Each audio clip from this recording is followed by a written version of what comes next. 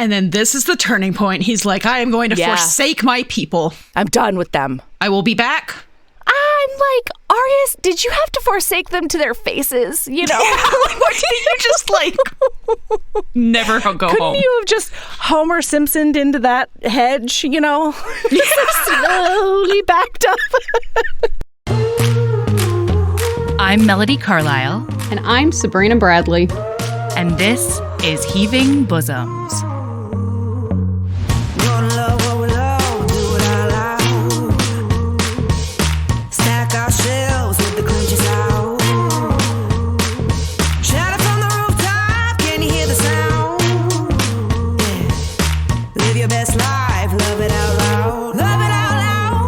This is the podcast where best friends recap romance novels and other kissing media that makes us swoon, snark, and refills our cups.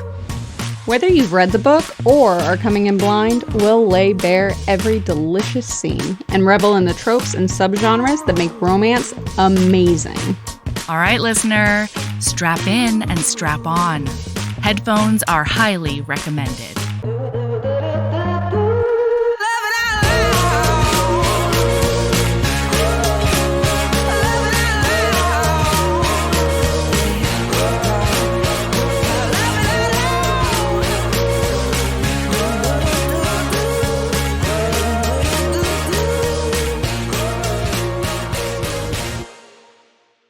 Hello.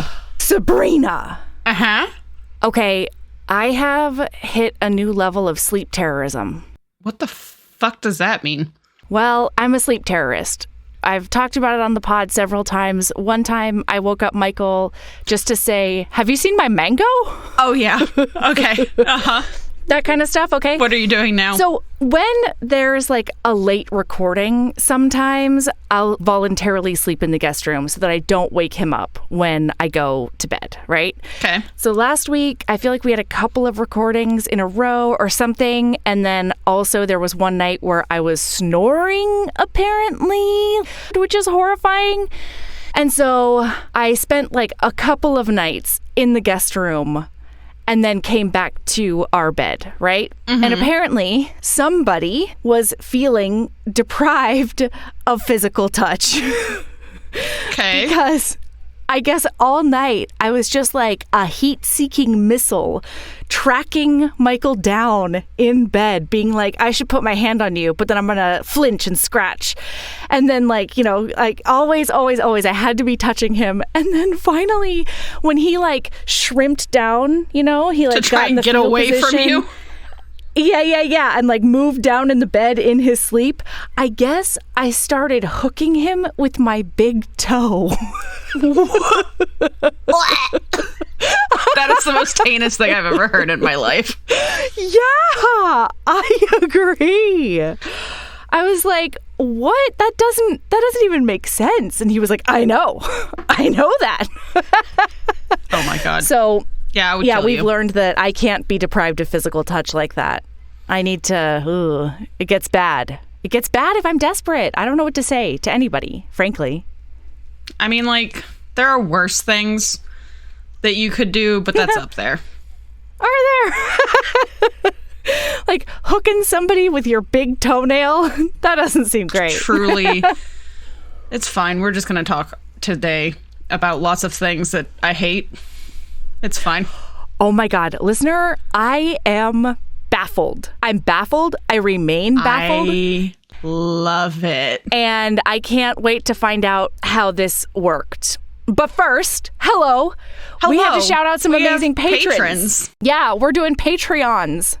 Because there are people who join the Patreon, and it's so sweet that they support us and they want to help out to make the show what it is, and maybe even better, you know, someday. Who knows? Mm-hmm. So, hey, thanks and welcome to Lindsay J. and Divine Kitty Cat, Lauren B. and Fluffy Black Cat, N. and Laron H., Richard C.L. and Aaron F., Angelique I. and Jen, Rebecca K. and Rebecca R. Hello.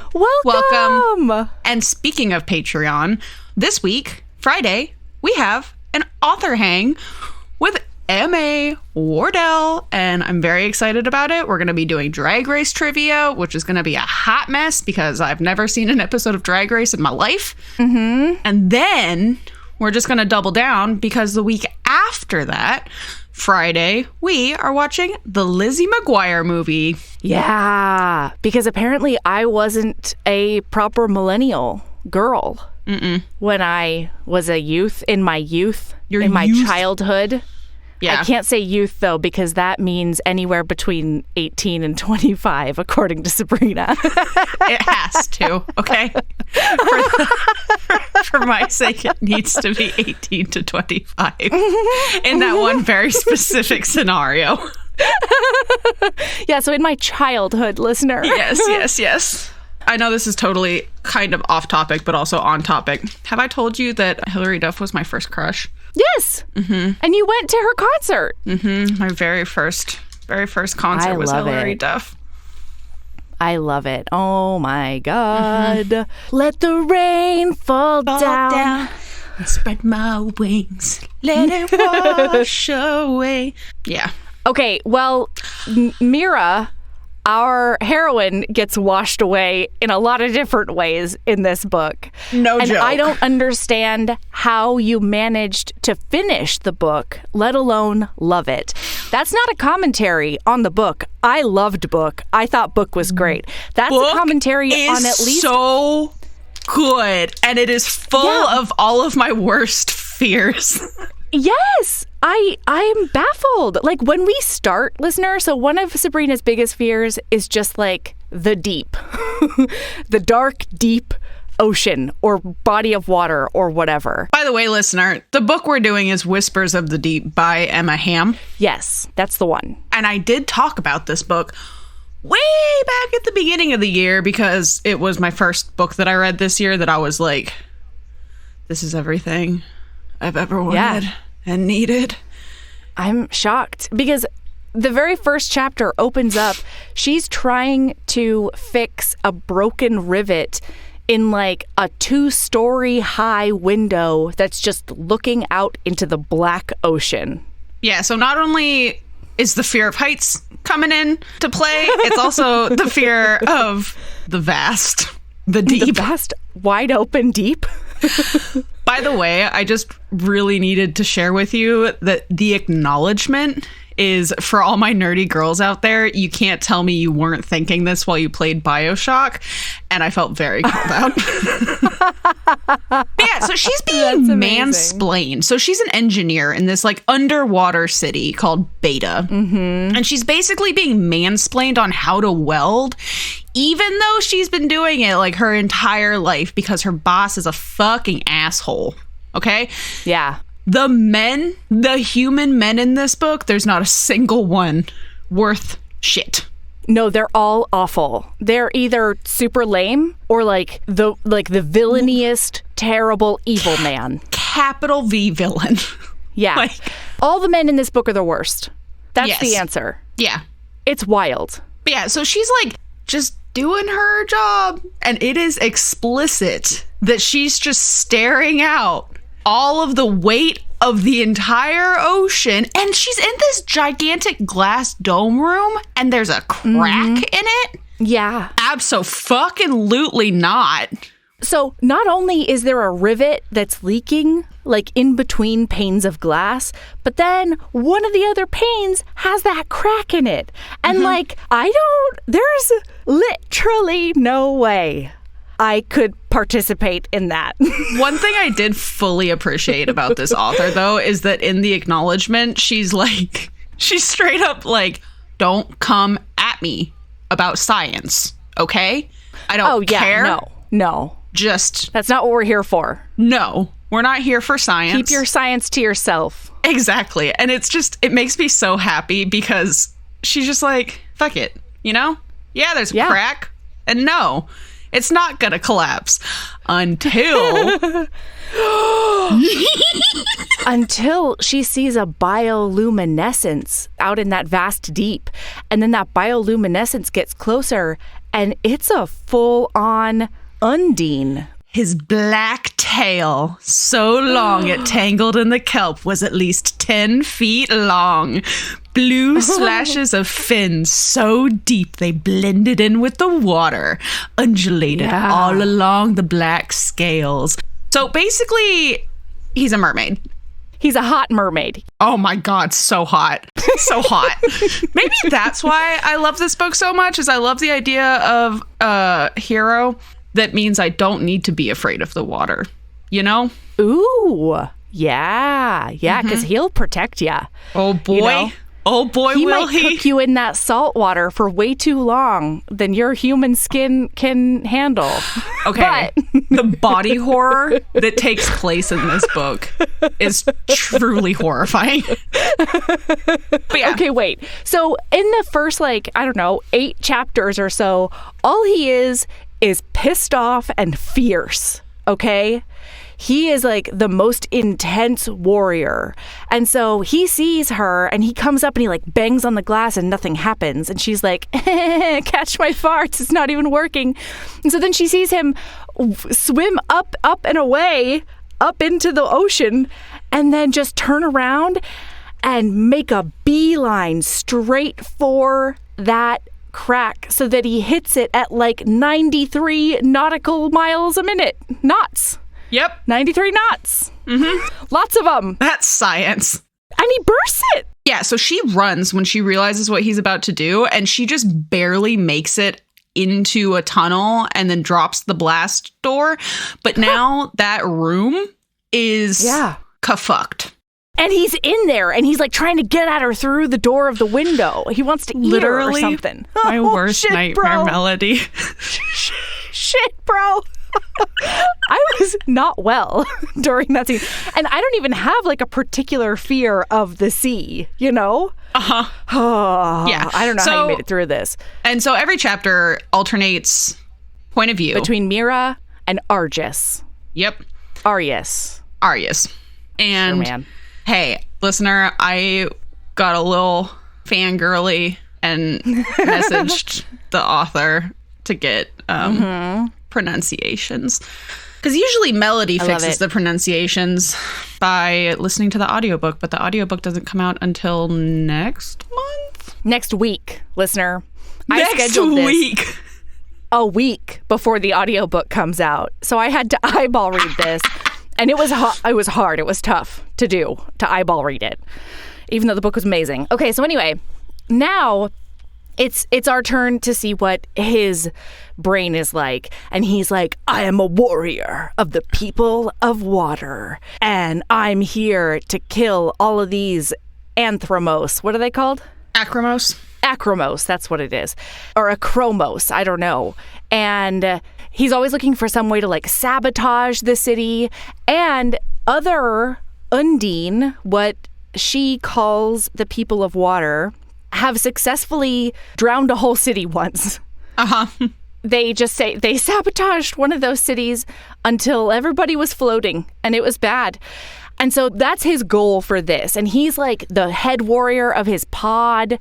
And the very first scene, he finds like a pipe, right? Doesn't he do something to a pipe? So the evil mermaid, as they are referenced in my notes, they're just mermaids because voice to text was like, fuck the word Undine. So their whole plan is to basically sabotage the airflow for this city. And then force all of the people to hide in one specific area so that they can just take them all out at once. And he successfully destroys his pipe. The rest of his little people are attacking other pipes. And then he gets a little cocky and goes up and starts taunting the humans through the glass. And then this little robot arm comes out of nowhere and grabs him and pulls him into the city. What the fuck? And so now he's just like in there and he thinks he's like drowning in the air, right? And it takes him a while to remember that he needs to expel all of the water out of his rib gills in order to start breathing through his mouth gills or whatever, you know, his mouth lungs. Because he has two sets of lungs. He also has two hearts. He has a mermaid one and a man one, I think is how that works. Yep, that's exactly how that works. So we have already stated that her boss is literally the worst, okay? Yeah. He gets on the elevator because they all realize that the Undine is in there. All of the people, all of the engineers down where Arias just got pulled in, get on the elevator and leave without her. She's like running down the aisle being like, hold the elevator. And they're like, go fuck yourself. And they close it up. Meanwhile, there's this killer merman right there. And she already knows he's got a vendetta. They've met before. All right. And it wasn't good. And so he's like army crawling over to her. Oh my God. This is literally, God, it's true. I don't know I don't know why I love this book so much. Monster out of your worst nightmares. And then she's like, well, all of the air in this, thing is already going to be broken. This like set of hallways, right? That's the one that he sabotaged. And so if she can't figure out a way to get them both out, they're both going to die. Well, and she's like trying to mime at him, basically, her plan. And she's like, I will open up the thing and we will go in the water and then you take me to that elevator over there. And then she pulls out her welder and starts fucking with the rivets and melting them. And then she basically passes out because guess what? Welders need oxygen to make fire. And so it ate up all her oxygens. And then Arias straight up just like body slams the panel. Where the panes of glass have already been melted. Yeah.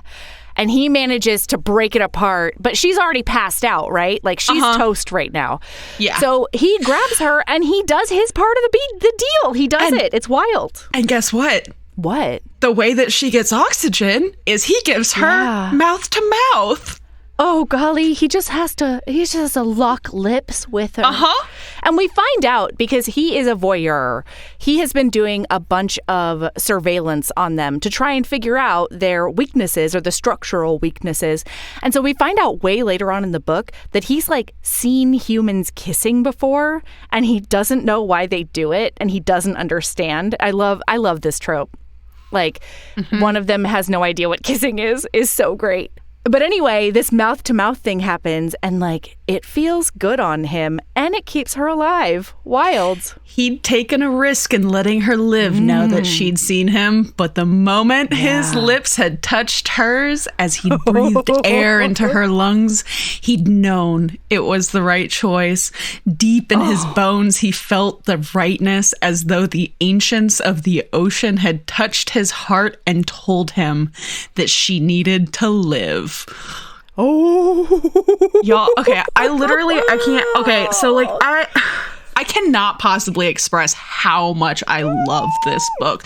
This is probably the fastest reread I've ever done in my life. Really? Yeah, because it's been less than 6 months since I read it for the first time. Oh, yeah, you're right, yeah.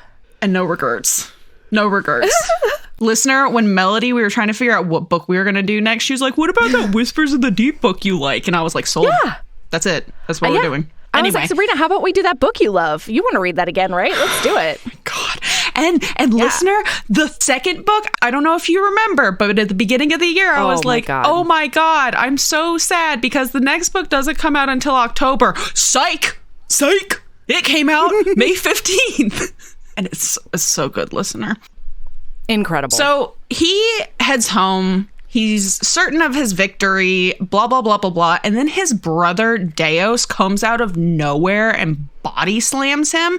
And he finds out he's the only one who successfully broke the air pipe because the humans knew they were coming and somebody died. One of the Undines died because they just pew-pewed him in the water. Yeah, they got big attacked because the humans have firepower. Yeah, so he basically gets dragged by his brother back home to their, like, pod house, right? There's this creepy fucking Undine lady who is half jellyfish or something like that, named Matira? I said Matira, but yeah. Matira, yeah. So basically, he gets given the goal. The plan has changed, and now it's time. Well, because they can smell her on him. I just found that to be very important to me, Melody. They can smell her all over him. And like most of them are like super grossed out because they've been fighting these people for centuries, ? Something like that. It's a lot. Yeah. And so, yeah, tell them Maetiris does something. Yes, she decides that he needs to go steal that human that he smells like and get answers out of her because she doesn't smell scared. She just smells. She's just a stinky little human, a stinky little acromo. She's just a lady who is comfy with him now. And so she's like, go get answers from this human. Does she actually say to steal her or like make friends with her? Great question. Regardless, I think this special mission is make friends with this person and like get information out of them. And Arias goes above and beyond, frankly. Yes. Arias, like, if he's going to do something, it's going to be to the nth degree. So extra, and I love him. He is everything to me. Yep, that makes sense. So she is this engineer inventor lady, and she creates this thing called a rebreather, which is so that she can breathe underwater. And they have this fancy new wetsuit style thing. And so she goes out into the water with this panel to go replace the other panel, because basically the area that flooded when he got pulled in is how you get to the engineer quarters. So everyone is basically camping out in the cafeteria, which sounds awful. It truly does. Yeah, it sounds like one of those fasting lock-ins in like a church in middle school. Oof. Yeah. And like, to reiterate, all of her coworkers, everybody in this city is the worst. Yeah. They're all fucking terrible. Yeah. So as she's doing that, he's hunting her. And when he watched her, he followed her through the system of tunnels that they use. And he has not liked, because in order to do this like special mission or whatever, she's been hanging out with this human man. And she's been going into rooms without windows with this human man. And Arias has some feelings about it that he can't quite put his finger on, but they're not positive, okay?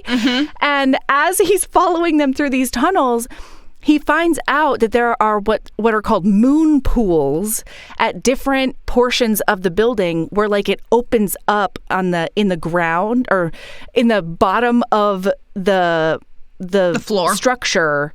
Yeah, thank you. Good Lord. That was rough. You were fighting for your life, Melody. It really was. Yeah, the floor opens up and that's how they can like kersploosh into the ocean. And he's like, they've been hiding this with all of their trash. And it's like, no, they're just awful humans who throw trash out the windows. You know what I mean? And then it ends up at the bottom. Anyway, so yeah, he hunts her as she's swimming along, and he was really interested in this second skin, this scaly boy wetsuit situation that she's got on. She's like, she looks all silvery and shiny and slippery. She looks familiar, and she's got these fins on that he's like, whoa, her two tails are usually really dumb.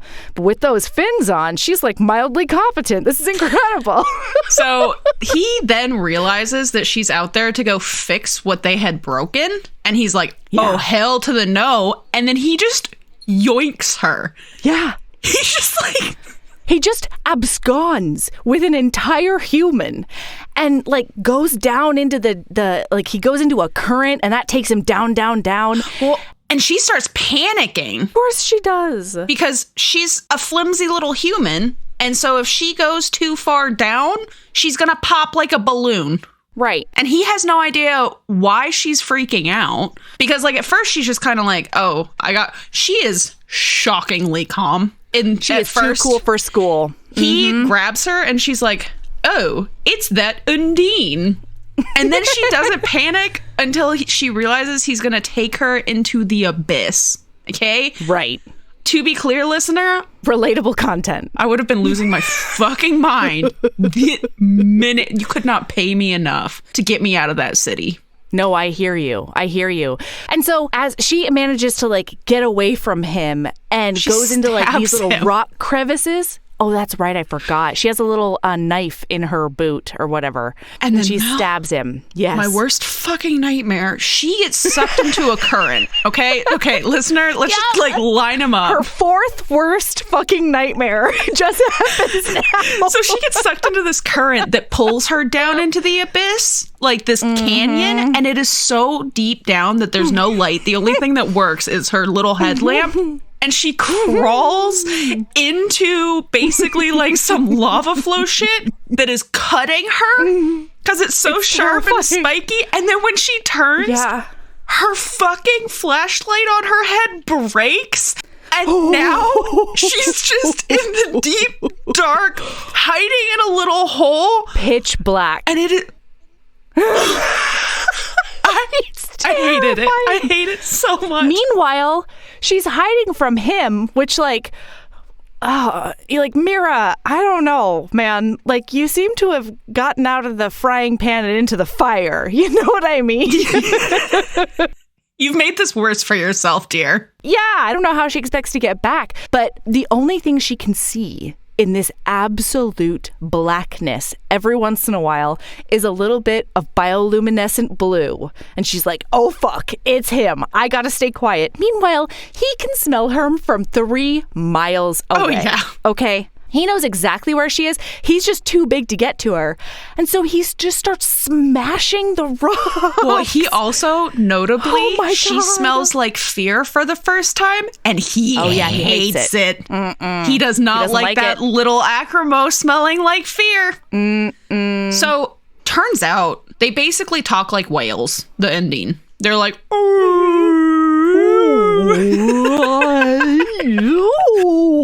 but it's super duper loud, and so he's hollering at her basically while she's hiding in this hole, and she's like, shut up, it hurts my ears, ouch, and, town. He's like, excuse me, I'm the quiet brother. How could you? Which is hilarious, Sabrina, because he's the quiet brother at the first part of the book, and then toward like the middle and the end, he starts talking about himself as like the one who talks. And so I'm wondering about his sense of, his sense of self-reflection. He's not the most reliable narrator, Yeah, I think it's sense. I think he's chatty. Right? He's a chatty person, but he's quiet. Like, he's soft-spoken is the way I took it. I like that. But she does not think he's soft-spoken. And in fact, she's like, you are so fucking loud, dude. You're hurting my ears. And he is so offended. But he's like, he's whispering. He's whispering to her now. And like, he's like, why? This is so quiet. You can't even hear me. But also... Bud, why are you talking to her in the first place? She can't understand you anyway. Just grab the bitch, So he does. He reaches in there at some point and grabs her out, and she loses her fins. Okay, one of my favorite fucking tropes when it comes to monster alien romance is when the fucking alien is disgusted by humans. So she loses her fin, and he looks at her and sees her feet and her little toes, and he is like, they were mangled, cut at the ends as if someone had taken a sharp stone to her flippers for decoration. They were so small, too. Was she deformed? Was that why her people had sent her out on her own?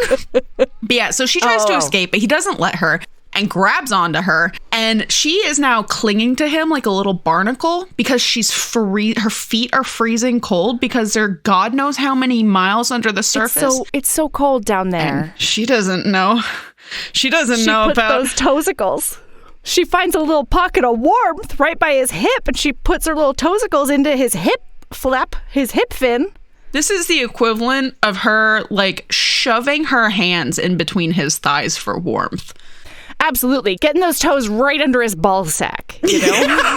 You're right in the taint region. It's nice and warm there. And he's like, whoa! He's like, whoa! He's like, whoa! This is a very intimate touch. She has no idea, but this is getting me very horny. So he takes her to this like hidden cave that he knows about. Oh, it's so cool. And she's a little in awe, right? Because there's like all of these glowing bioluminescent plants and it's beautiful. And then she gets out of the water and now he's horrified because she starts pulling off the wetsuit and he's like, oh my God, ew, she's shedding. The skin. Her skin. I love this so much. And the funniest thing though is, dude, you've been stalking humans for years. You know that's not what their skin looks like. Clearly it's clothing, bro. Right. He watched with horror as he ripped the strange things off her face, showing that they had left deep red marks on her flesh. Then she pulled at the second skin around her face, slowly peeling it off her head and revealing all that red hair. In front of him. Like she was birthing herself. It was monstrous to watch. Stomach queasy, he shook his head when she chattered at him. He much preferred listening to her when they were underwater and she had both the weight of the ocean and that contraption muffling her horrid voice. He hates her and thinks she's so fucking gross, but he's also fascinated by her. Fascinated. Cannot get enough. Can't get enough. Oh my God. So he's like, it looks like you're fine. You've got some light from these plants down here, and like you've got water everywhere. Congratulations, human. And like you're going to be fine for a while. And so he skedoodles. Yeah, specifically because her horrible voice is giving him a headache. Yeah. He's like, I gotta go, bro. Yeah. You suck. I can't with you anymore. I tried to make this an easy kidnapping, and you just had to fuck it all up, man. Yeah, so she's pissed because she's like, he left me here to starve and die. What the fuck? But then she discovers a computer at the back of the room. And so she turns it on and boom, light. It turns out this is a cave that her ancestors, her Chromo ancestors found and turned into like a cool hangout space. They like turned it into the community center. You know, there's light, there's a cot, maybe there's a foosball table. I'm not sure. Yeah, probably. Almost certainly. I think so. Caves just come with, absolutely. So he shows back up with just a whole cod and he just chucks it at her. So he's like hiding in the water with his little eyeballs. The amount of times, listener, that he will slowly surface until only his eyeballs are showing above the water. And he's just like and his eyeballs are all black. Everything's black on his eyes. And he thinks it's so fucking weird that there's white in her eyes. He dislikes it. He's like, it's creepy as fuck. There's nothing about humans that he isn't. No. Like, he is fascinated and horrified simultaneously. Humans are the worst. Okay? So then he comes up and just chucks this fish at her. Just this whole fish. She doesn't realize it's a fish that he threw at her, and so she starts looking around for something to throw back at him. Like, how fucking dare you throw something at me? And then she realizes the fish is there. She kills the fish. She feels terrible about it. And then she's like, what do I do with this fish, And then she looks at him and she's like, I don't know. She's like, she's miming her welder to be like, I need fire for this. Yeah, because how do you explain to a sea creature what fire is? Yeah. Yeah. He has seen her welder, though.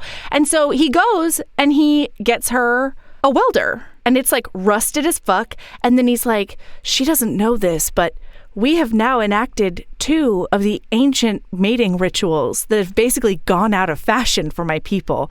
1, I hunted her and I caught her. And then 2, I brought her treasures. And every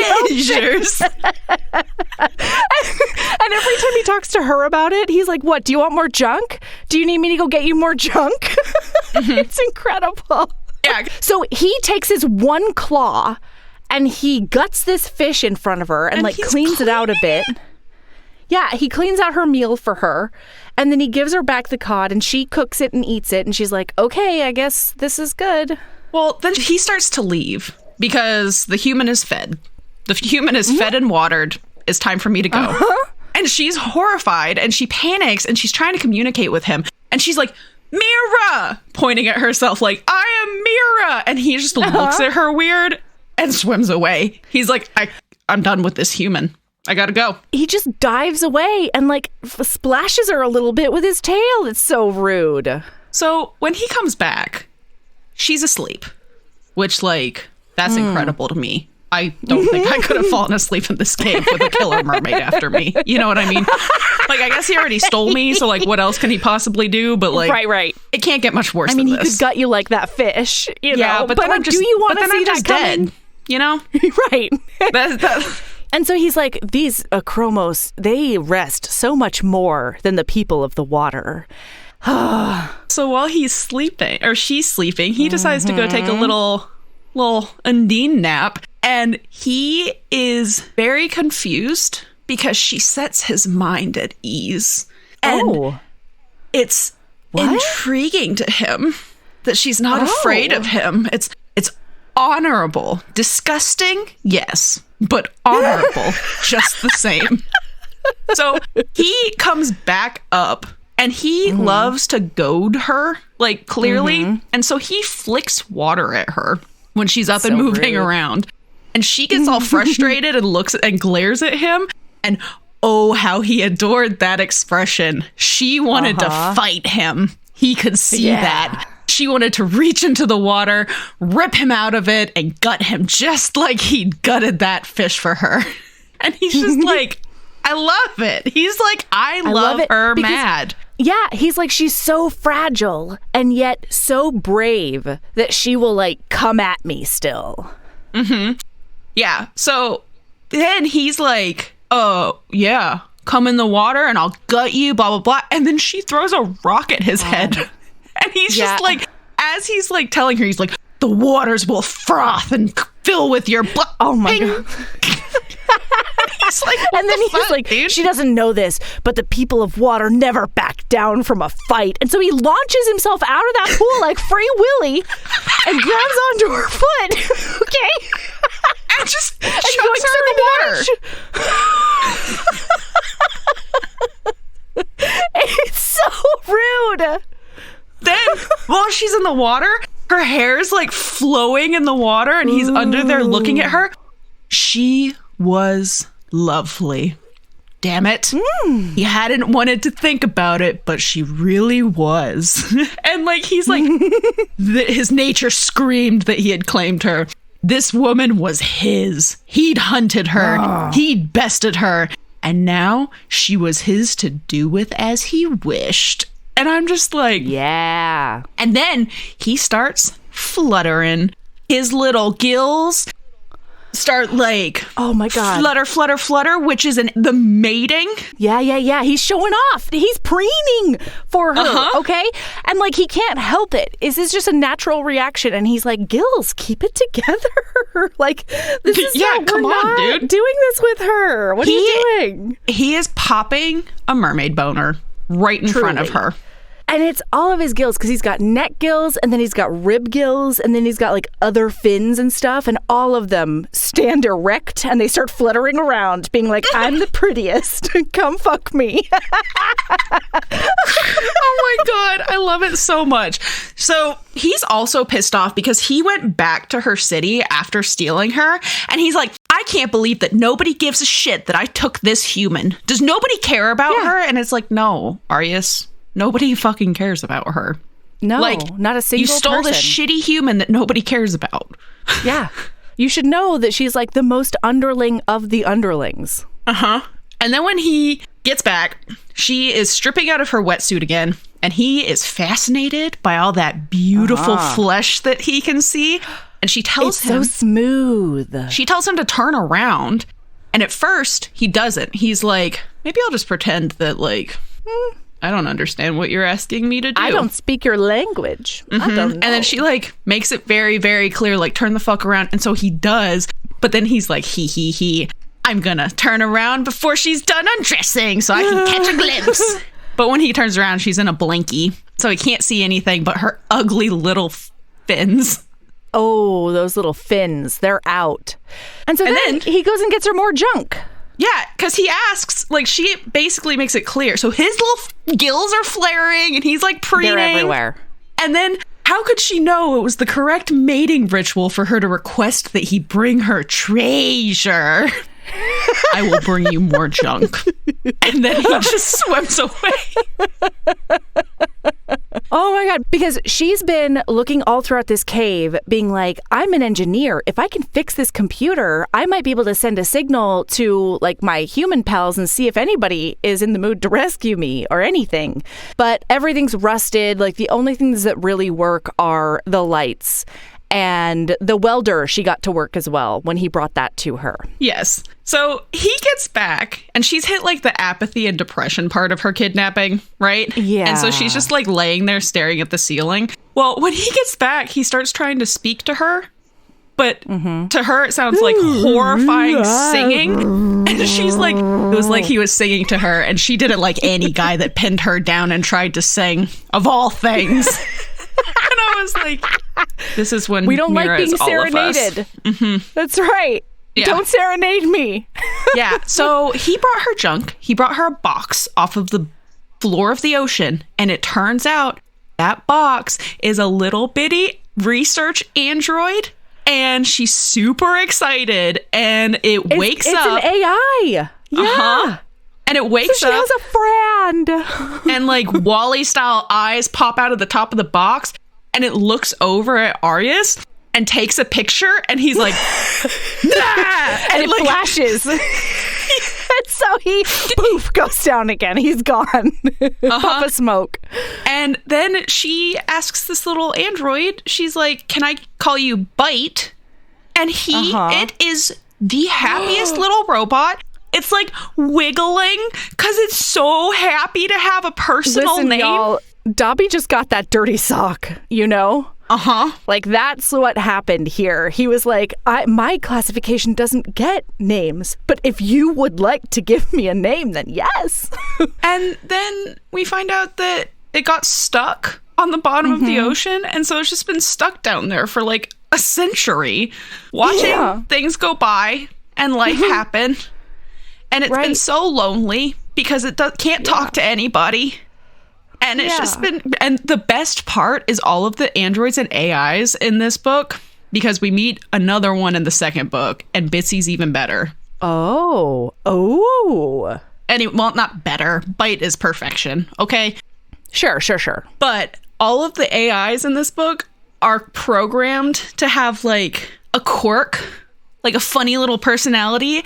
And they all get like their feelings hurt really easily. They're all very sensitive. No. And it's just the funniest thing. And they're so sassy. And I love them. Yeah. So now she's got a friend, and she starts figuring out that like this robot Bite is only like a research. It takes pictures. It catalogs things. It's like a database boy. But she finds out that it can take on the functions of other androids. And one of the things it can do is listen to a language and learn it, and then pop out these language chips that they can put behind their ear, and it hurts like a bitch for like 3 seconds. And then they're like, oh my God, I understand every single thing that you're saying. It's like a babble fish or whatever. And so she's like, can you learn the Undine language? And he's like, yeah, if he talks enough in front of me, I'll learn the whole thing and I'll be able to give it to you. And then she's like, but also give me an English one and I will try to get it onto this merman. And Bite is so adorable. Bite is like, that's a murder merman. Have you seen his claws and teeth? Like, this is a bad idea. He is going to fucking kill you. Yeah, because it's going to hurt. It's going to feel like an attack. And oh my God, the way that this happens. So he has to like pep talk himself to come back because of this weird little box, right? He's like, what the hell? Did I accidentally bring her like a human god that she can worship now. And so like he pops up with his little eyeballs just over the water again. And like he watches her talking to Bite and he's like, oh, fuck. I did break something that like, what are they doing? I can't understand anything that they're talking about. And God, look how pretty she is. I hate it and I love it. And look how just lovely and beautiful that Acromo is, even with her ugly, ugly little fins. And her twin tails that won't bend in any of the right directions. So she is annoyed because he doesn't speak enough to get the chip. And this is when the English chip. He comes out of that water and she like coaxes him. She's like doing a bit of a flirt and she goes and she sits with her feet in the water. Seducing him. Yeah. And he's like, interesting. And he comes up like right in between her thighs. And she's like, she reaches out and she touches his gills a little bit, the fronds on his gills. And it's like Strange Love, remember where Beryl finds, his frill or whatever, and that's what makes him come? That's basically what happens with him. He's like, this is a very horny. Serious touch. This is like a nipple tweak or higher. This is this is like a ball sack fondling manipulation. And she realizes that he's enjoying it a lot and she's distracted. And so she's like touching up on him and he's like, his cock pocket starts to open and he's like, God. No, don't embarrass yourself. And then she realizes what's happening and she slams that chip on the back of his head behind his little ears and gilly things. And he thinks he's going to die. My God. He goes like careening down into the ocean, writhing around. It's like when Ariel gets turned from a mermaid and splits her tail into two and you only see the shadow on the wall. That's what he's doing. He's just like down in the water. Hooey. Yeah. So then the pain disappears. But then it just stops. But he is pissed as hell for good reason. And he's so mad. Get ready. It had been exquisite, the pleasure before the pain. He'd arched into her touch, wanting more, needing more, and the heat of her body had called to him worse than any siren song his kind had released into the sea. She was every temptation he'd ever had, all wrapped up in a body he should hate and a mind that was far too devious. Mira was dangerous. He knew that. And yet some part of him still wanted to keep her as his own. Punish her? Absolutely. He would punish her for what she had done. And then he comes out of the water. Yeah, he starts that free willy jump again. And this time he into her onto the ground. Yeah. And he's on top of her. And as he's about to kill her, she's like, wait, please stop. Yeah, I'm so sorry that hurt you. But I had to. And he's like, oh my God, I can understand you. And then he's like, how is this working? And she's like, I don't understand you, but I know you can understand me. And they're both getting a little horny because he has her hands above her head and is holding her down, and she's cradling his tail between her legs, and his gills are fluttering. Oh, they're going. And it was hot. It was hot. Great. And then I can't say anything else. He gets pissed off because she orders Bite because he's like, oh, I should get more of these chips and take it back to my people. And she's like, absolutely not. And then she explains to him, I need you to talk so that my little servant, Bite did not appreciate being called a servant. How dare you? Bite's like, I thought we were pals. And then Arius glares at him and Bite's like, oh, okay. Never mind. Murder mermaid. And he's like, this is dumb. I'm not going to do that, basically. Arius is pretty resistant to it because he wants to get all of the information from her, but he doesn't want to give her any information to take back to her people. And he's already like, I'm sort of between a rock and a hard place here because I don't like the idea of killing her, but also she's seen too much. I think I have to kill her at some point. That's how this has to end. And Mira's understanding that as well at this point. Mm-hmm. So then we have a little moment that was just very important to me because I don't like feet, but I love this scene where she is like, yes, you can explore my legs. And so he comes up on her and he's touching all up on her and like exploring her legs and her little toesies. And it was just very important to me. So many things about this book should have me running, screaming. And I love all of it. This book, I don't know what spell did Emma Hamm cast on you. I don't know. Did she cure you?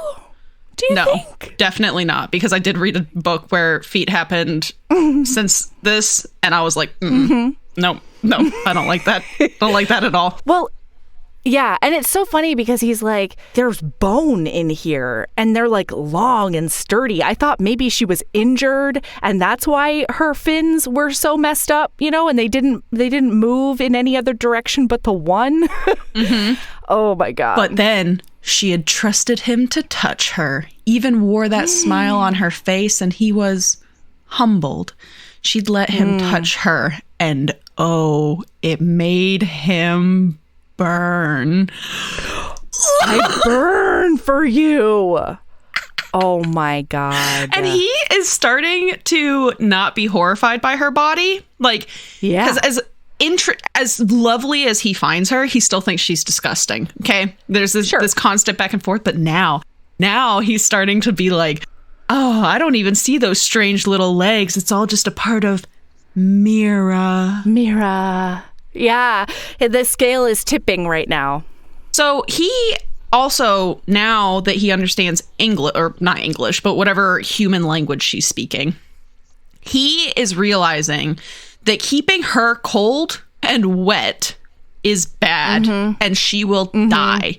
And he makes a comment about how he's never had a more difficult pet in his life. And then he's like, well, I guess not a pet. I don't want to fuck pets, like.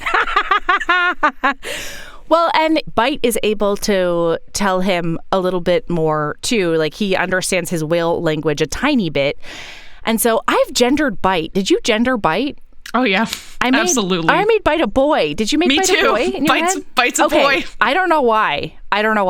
Maybe it happened in the text and I just didn't notice. Anyway, so Bite is telling him she needs light, she needs vitamins, she needs like vegetables. She cannot live on just fish alone, and she needs to be warm and dry a lot of the time. And Arias is like, what? She's got light. Look at all these bioluminescent plants that I've supplied her with. It's right here. And he's like, no, she needs sunlight. She's got a severe vitamin D deficiency, and it's not good. Yeah. Oh, Mira's sick. So when he gets back another time, he can smell Deos, his murder brother, because like we keep calling Arias a murder mermaid. No. Deos is a murder mermaid. Not even close. Deos is fucking awful, and he's the hero in the second book, and it's amazing and fantastic and wonderful. I don't know, Emma Hamm. I don't know how you're going to do it, but I bet you're going to win me over. Witchcraft. It's beautiful. I bet. It's perfection. It's wonderful. I am this close to ordering signed copies of both of these books. I think you should. These got past so many of your hard limits. I think you should. I know. It is incredible. It's wonderful. It's beautiful. So anyway, he wraps her up because he's like, we got to go before Murder Man comes back. Like, you're not safe here. And so he tucks her toes into his ball sack area. Into his ball sack. Then they swim away. Yeah. And she says, you have to bring Bite. And he's like, I will not touch that terrible abomination. She's like, yes, you will. And he's like, you're right. I absolutely will. Say no more. He is He's a goner.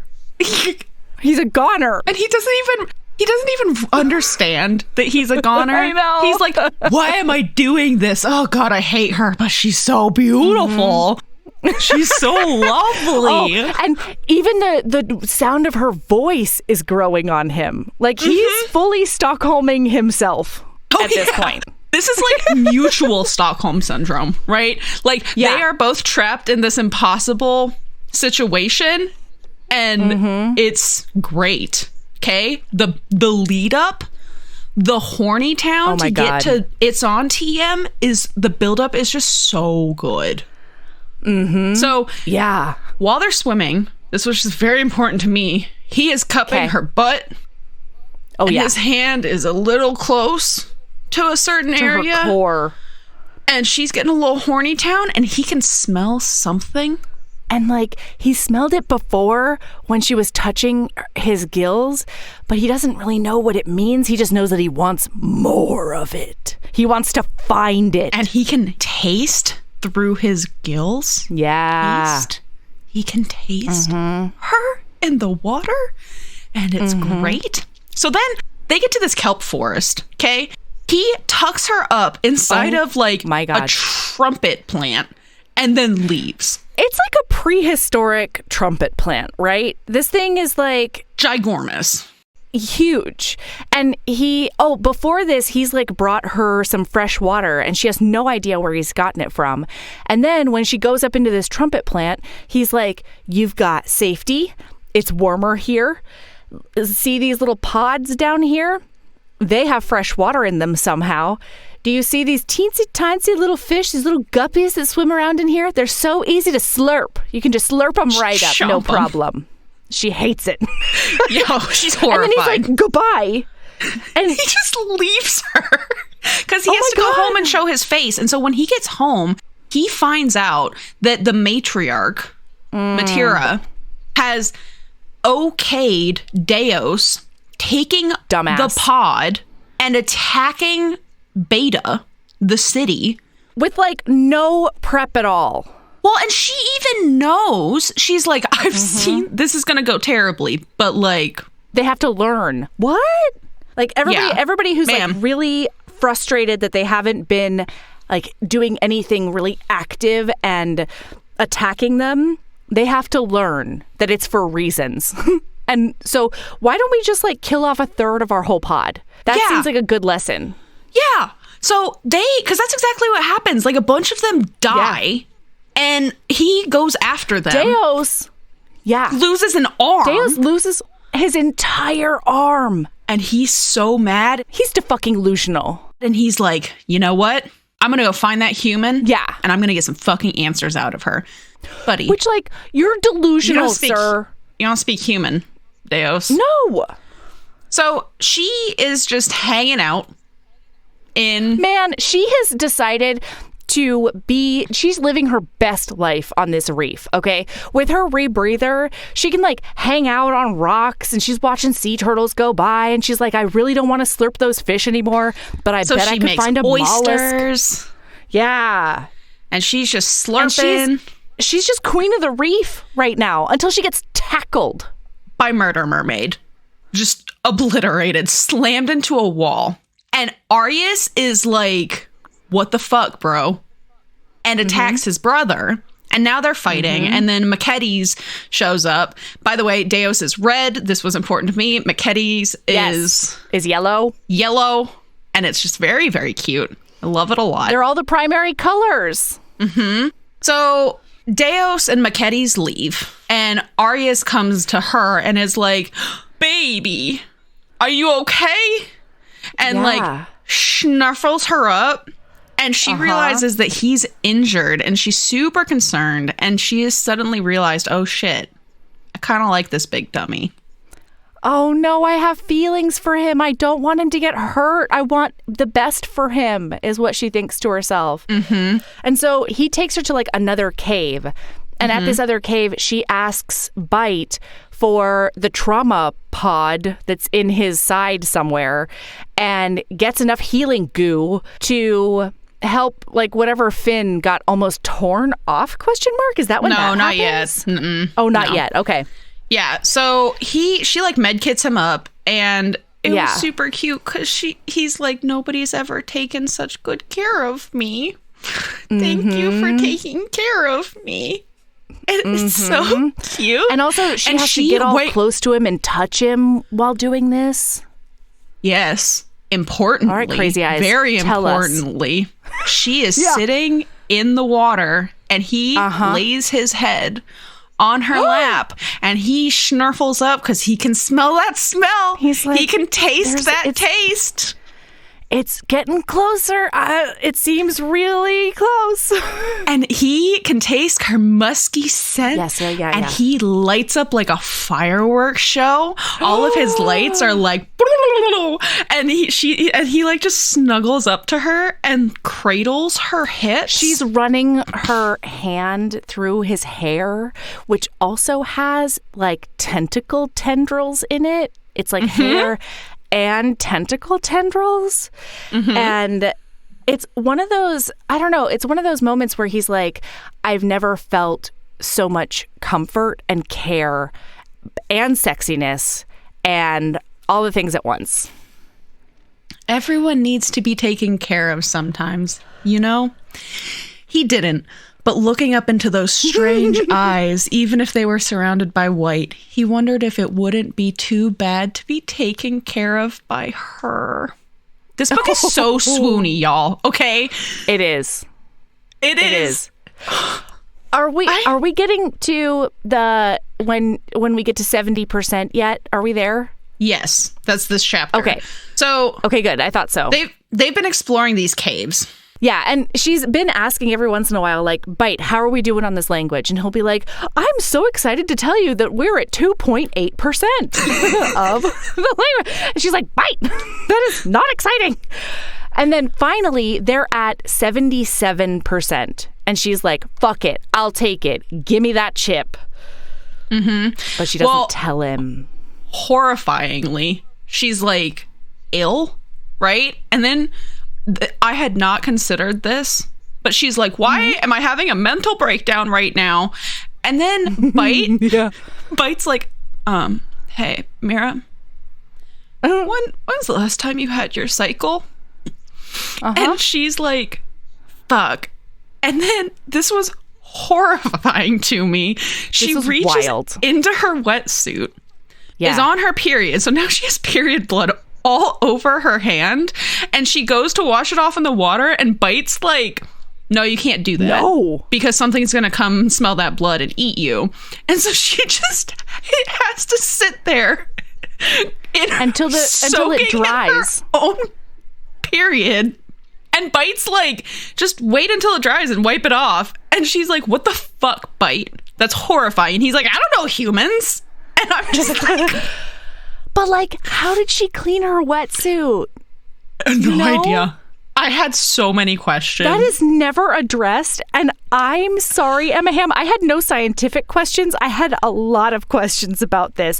This did too. Was rough. I needed a denouement on this plot point is what I needed. My favorite headcanon for all of this, though, is that when he gets back, he goes feral because he can smell blood. And he's like, are you hurt?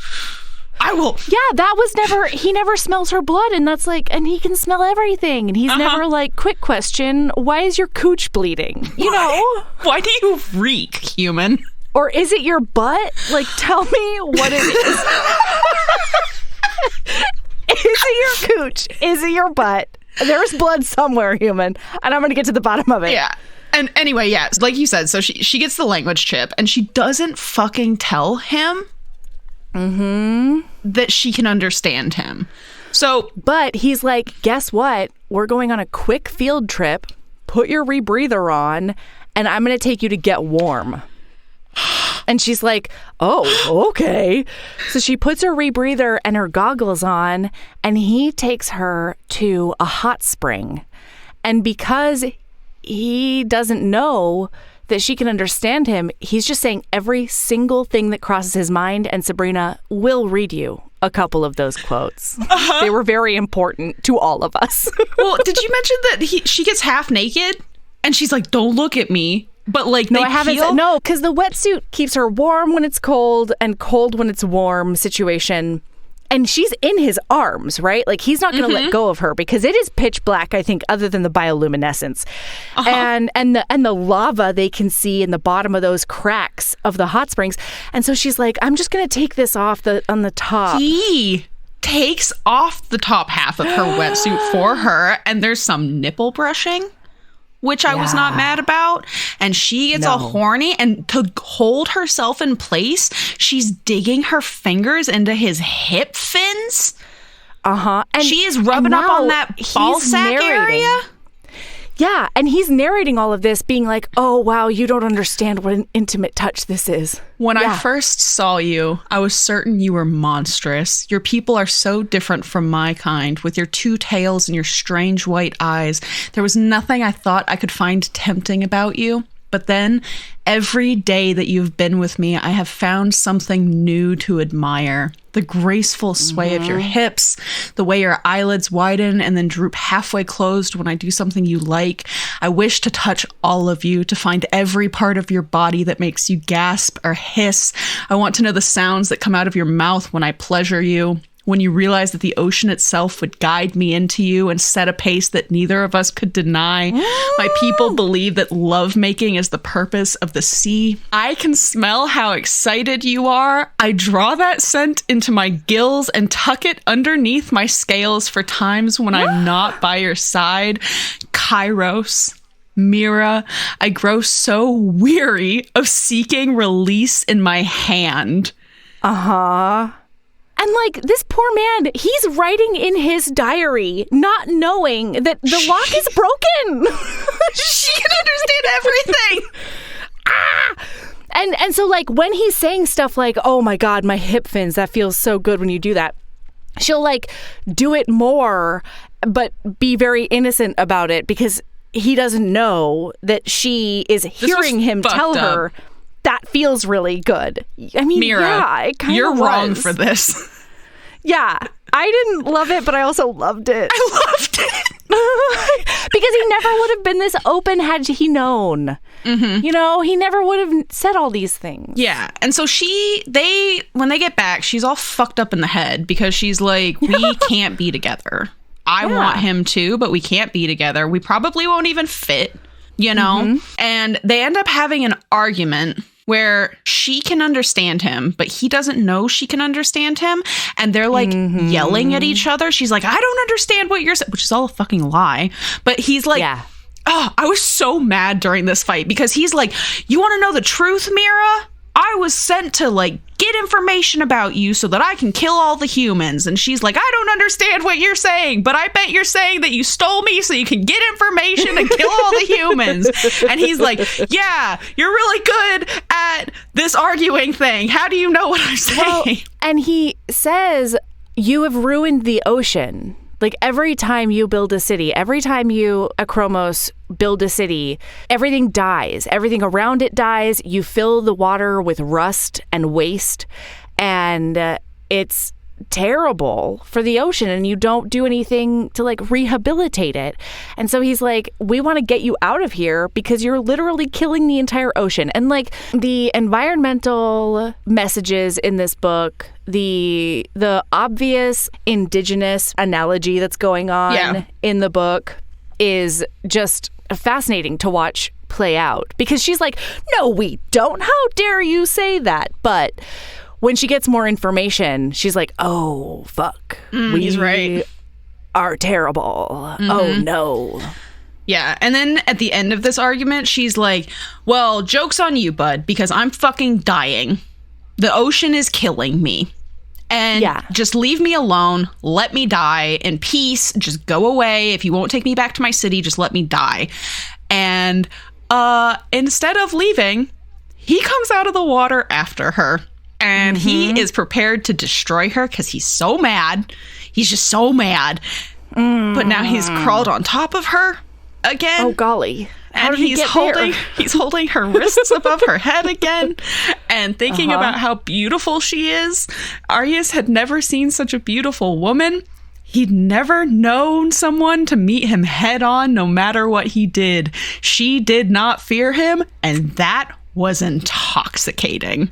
Oh. So he trails his hand down her throat with his little claws, and he's like scratching up on her a little bit softly, and she's getting goosebumps, and he's thinking about how easy it would be to rip this blanket off of her and finally see her for the first time, and they're gazing soulfully into each other's eyes, and then Bite breaks in and is like, you need to be scanned.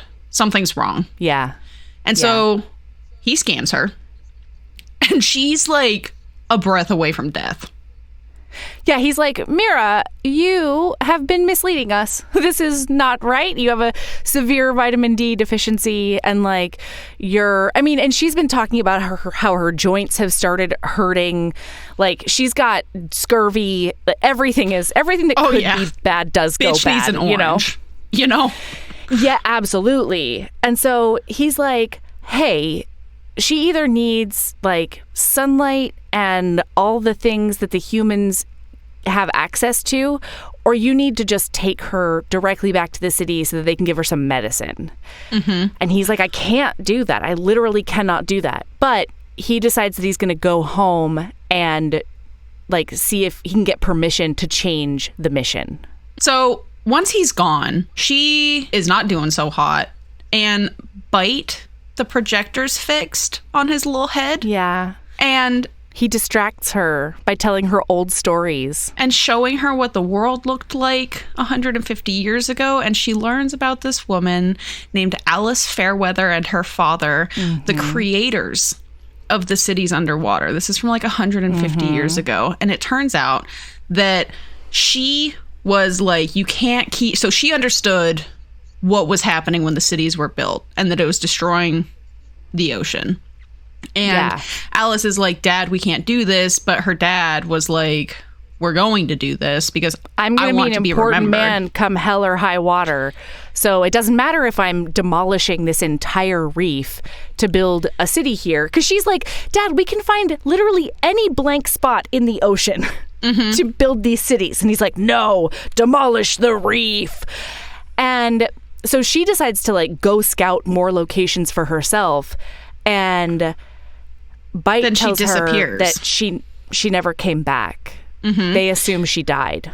Well, and specifically, they assume she's dead because the submarine comes back ripped open with claw marks all over it. And not they're like... teeth marks, notably claw marks. And then Bite is so fragile and sad and just hides away in its little box to grieve. Yeah. Alice! Because there's more to this story, listener. Okay? There's more to this story that Bite is not telling us yet. The Trixie Minx. So then we zippy zap to Arius. And he is in his little home. And he's like... Coral City. Matira, we need to take her back because she's going to die.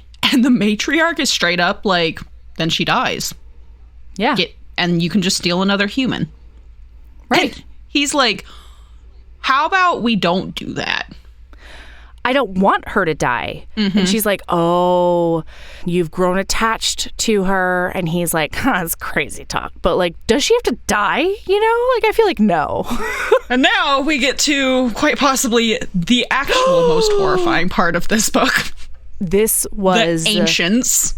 Completely horrifying and frightening. Yeah. So Matira's like, go talk to the ancients. And he's like, they're going to eat me if I go down there. And she's like, not this time. And he goes to talk to the ancients. So he goes down to the bottom of the Marianas Trench, okay? And he's like, these ancients... I have goosebumps. This is chills. I mean... But seriously, and so these ancients are like these anglerfish that are the size of buildings. The size of cities. They are as big as Beta. God, horrifying. There's 3 of them, and they all talk in unison, and they're like, yeah, come to me, my child, let me show you the future. And they don't like swim around or anything anymore. They're so old that they're almost like calcified in that spot.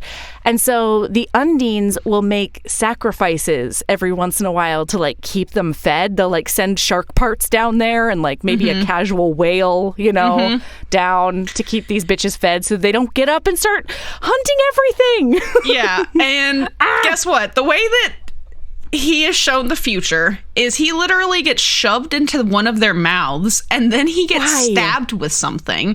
And we see the first future, which is of her pregnant and swimming up to him and like laughing and looking so happy and like she's holding wearing the same kind of kelp shirt that his mom always wore. Because apparently sometimes mermaids wear clothes. I'm not really clear on when and when they don't. I'm great about it. Yeah, doesn't matter. The second future he sees, because he has two possible futures, is she's in a submarine. The Undine are attacking the city. The humans are attacking back. And they're escaping. Everybody's retreating. They're going away. And then he stabs her in the stomach. He rips open the submarine and stabs her. And she's dead. And holy balls. The ancients are like, you have to choose one of these. And he's like, or I could not. Or I'm going to be the main character of this story. Thank you so much. Let's not. So he fucks off and goes and finds her. And when he gets there, she looks him in the face and she's like, the chip is enough. I can understand you now. And I can understand almost every single word that you say. And he doesn't say anything and just gestures her towards him, towards the water. And he says he wasn't sure what he would say to her first when they could finally converse. But what he ends up saying is, I'm terribly sorry, truly, deeply sorry. And she's like, I accepted your apology long before we could even talk. And she is like, there's no future for us because I'm dying. And that was always going to be the way that this ended. One of us dies. And he's like, absolutely and he's like, not. Pack up your shit. We're going. I've got a new place that I'm going to take you to. It's the last place. It's a great place. So she gets bite and she gets like a few of her things, puts her rebreather on her. And then he swims and swims and swims and swims and swims and swims and swims and swims. Yeah. And it's like up and the water's getting warmer. There's like light that's coming through, those like beams of light coming through the top of the ocean. And suddenly, out in the distance, there's like a submarine on a stick. It's a big upside down fishbowl on a stick. Yep. Yeah. Right. It's like in the bottom. And so he takes her there, and inside it's like covered in algae and stuff. But when they wipe the algae away, she can see that there's like an entire garden in there. There's a bed. It's like a full-on living space with a shower. Good God. And so he opens up the moon pit on that thing and throws her in there. And suddenly she's got a habitable space. And then we move into his perspective, and we find out that when he scouted this place, because he was like, I didn't know, but there were rumors of like my kind keeping acromos as pets. And which is a lie. He just tells her that. He tells her that. Yeah. But there were rumors that like weird shit was happening over here. And when he scouted it, he looked down at the bottom. Are you going to read it? If you want me to. Okay, read it, yeah. Outside of the home, he'd found two skeletons. One that was clearly of her people. The bones of her legs had been eerily interesting. And laid out next to her were the bones of one of his own kind. A massive male with a tail nearly twice as long as Arius's. Speaking of his age and power, they had been curled up next to each other, almost as though the sea didn't even dare move their skeletons together, even in death. It's like the ending of Aida, when they get buried together and so they just start snuggling. They're like, we're going to snuggle until the air's gone. So then he pops his little head. And so then, no, I'm sorry, everyone. No, I'm sorry. In order to prepare the space for her, because he doesn't want to freak her out, he desecrates that grave hard. Okay. He's like, don't want to scare the human. He Swiffers those bones all up. I have no idea where he takes it. He doesn't tell anybody, but he desecrates that grave hard. Mm-hmm. Wow. And then doesn't tell her about it ever, which I found very interesting. When he gets back, and she has cleaned up. She cleans up nice. She's in a little blue dress. And she like sees him and preens a little bit. And she's like, don't you like it? And he's like, it's fine. I can see your weird little flippers, though. And she's like, it doesn't matter the species. You fucking men cannot do a compliment right. So he wants to take her back in the water. And so she goes and puts her wetsuit back on. And he can see her shadow with the light glowing behind her and her long, supple limbs. And he's like, oh, man, I like that I like that human. I want to fuck that human. But he doesn't. Sure. And then they have a cute little conversation about being a gentleman. And she's like, be a gentleman. And he's like, we don't have a word for a good human, like a good person. That's just a person. That's just a good person. And she's like, what do you call a bad person? And he's like, dead. Yeah. We call them dead. So then he takes her to a reef and go on a little date. They watch yes, they go on a walkabout date and like they watch fishes and she sees an octopus for the first time. And he calls her darling. And he like, this was so cute. He like, while he's swimming, he's on his back and he's like holding her above him and like basically flying her through the water like a little kid. He's Supermaning her. It's so cute. And she's super sad when, she comments about like the storms, because the reason that the humans left the surface is because it was uninhabitable for them anymore. Like the storms are so bad and there was no livable land. Yeah, we polluted the upstairs until climate change made it untenable. And so then we were like, let's just go down below. We can't go to space, so let's just go down below. Let's go pollute there, down below. And he's like, I'll take you sometime because I will do anything I can for you to give you what you want. And everyone deserves to see where they're from at least once in their lifetime. And I found that so swoony. Swoontacular. And she's super sad when they get back to the fishbowl because she knows that he always leaves. He's going to leave. He's going to go. She looks at him and she's like, I don't want you to go. I don't like being alone, but also specifically, I don't want to be alone without you. And then she realizes that she needs to be the brave one. And he comes up to her and she's touching on his neck frills. And she's like, Arius, do you know what a kiss is? And he's like, a what? I fucking love that. I love that in a book. I love that trope. I love it. And she's like, so she teaches him what a kiss show is. You. Boy, he likes it. He likes that mouth mating. Changes his whole world. Boy, loves it. And then he's like, do you know what this means? Like, we're different species. And like, is it wrong or whatever? And she's like, if loving you is wrong, I don't want to be right. Basically.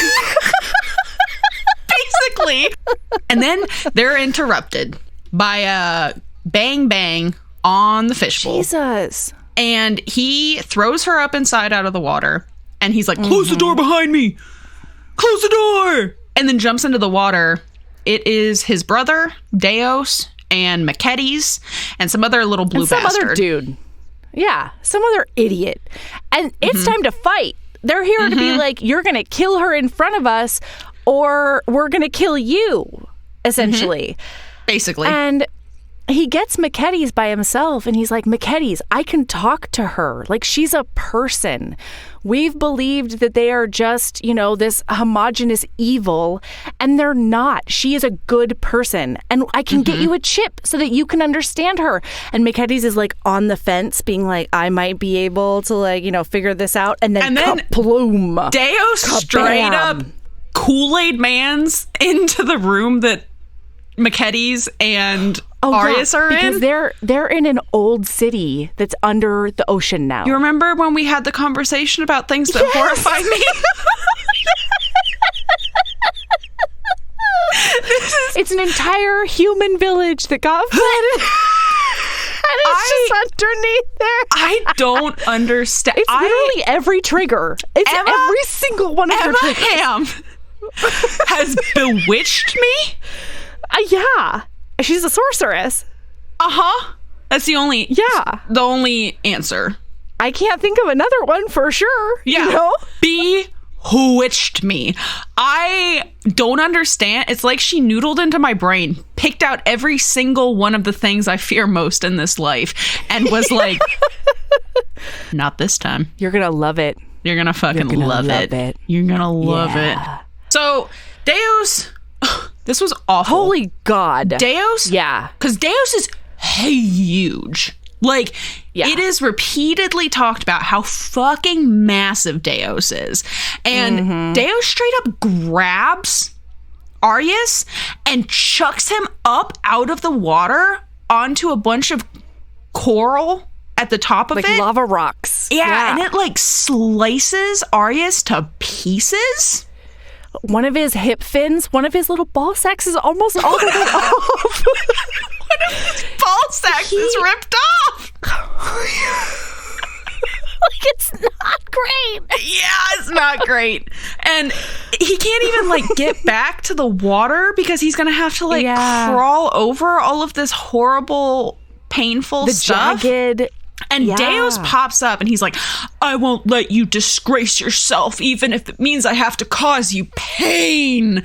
And then he swims off. Mind your own fucking business. Deos is the worst. Deos, you know better than anybody else. God, I hate you. You're my God, the second book is so good. I don't understand how I'm going to root for you to be happy, but I'm sure Emma Hamm, the Bewitcher, as previously mentioned, is gonna talk me into it. Sorceress.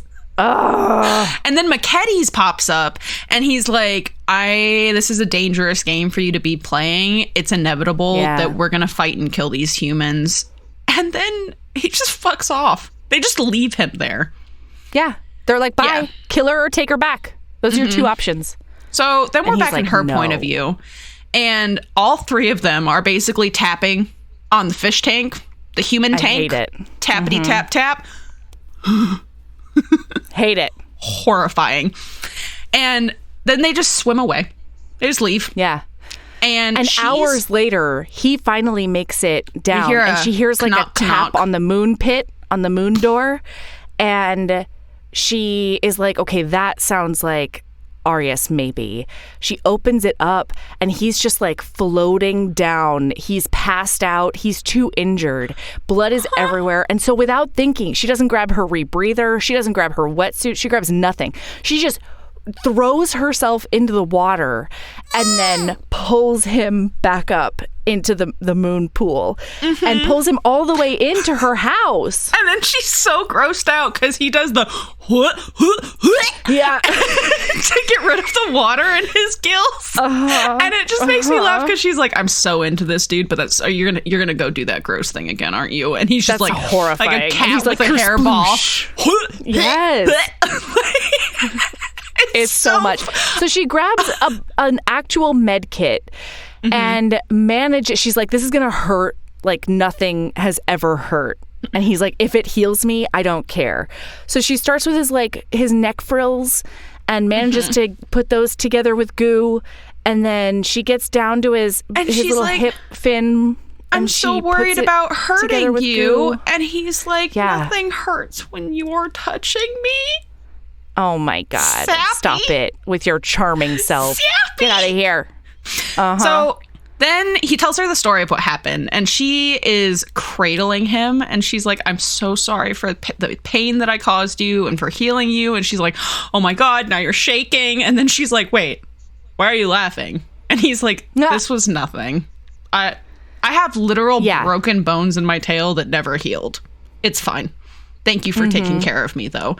And he just lays on the ground, and she curls up like a little cat on his chest. And he's just holding her and like petting her hair and running his hands up and down her spine.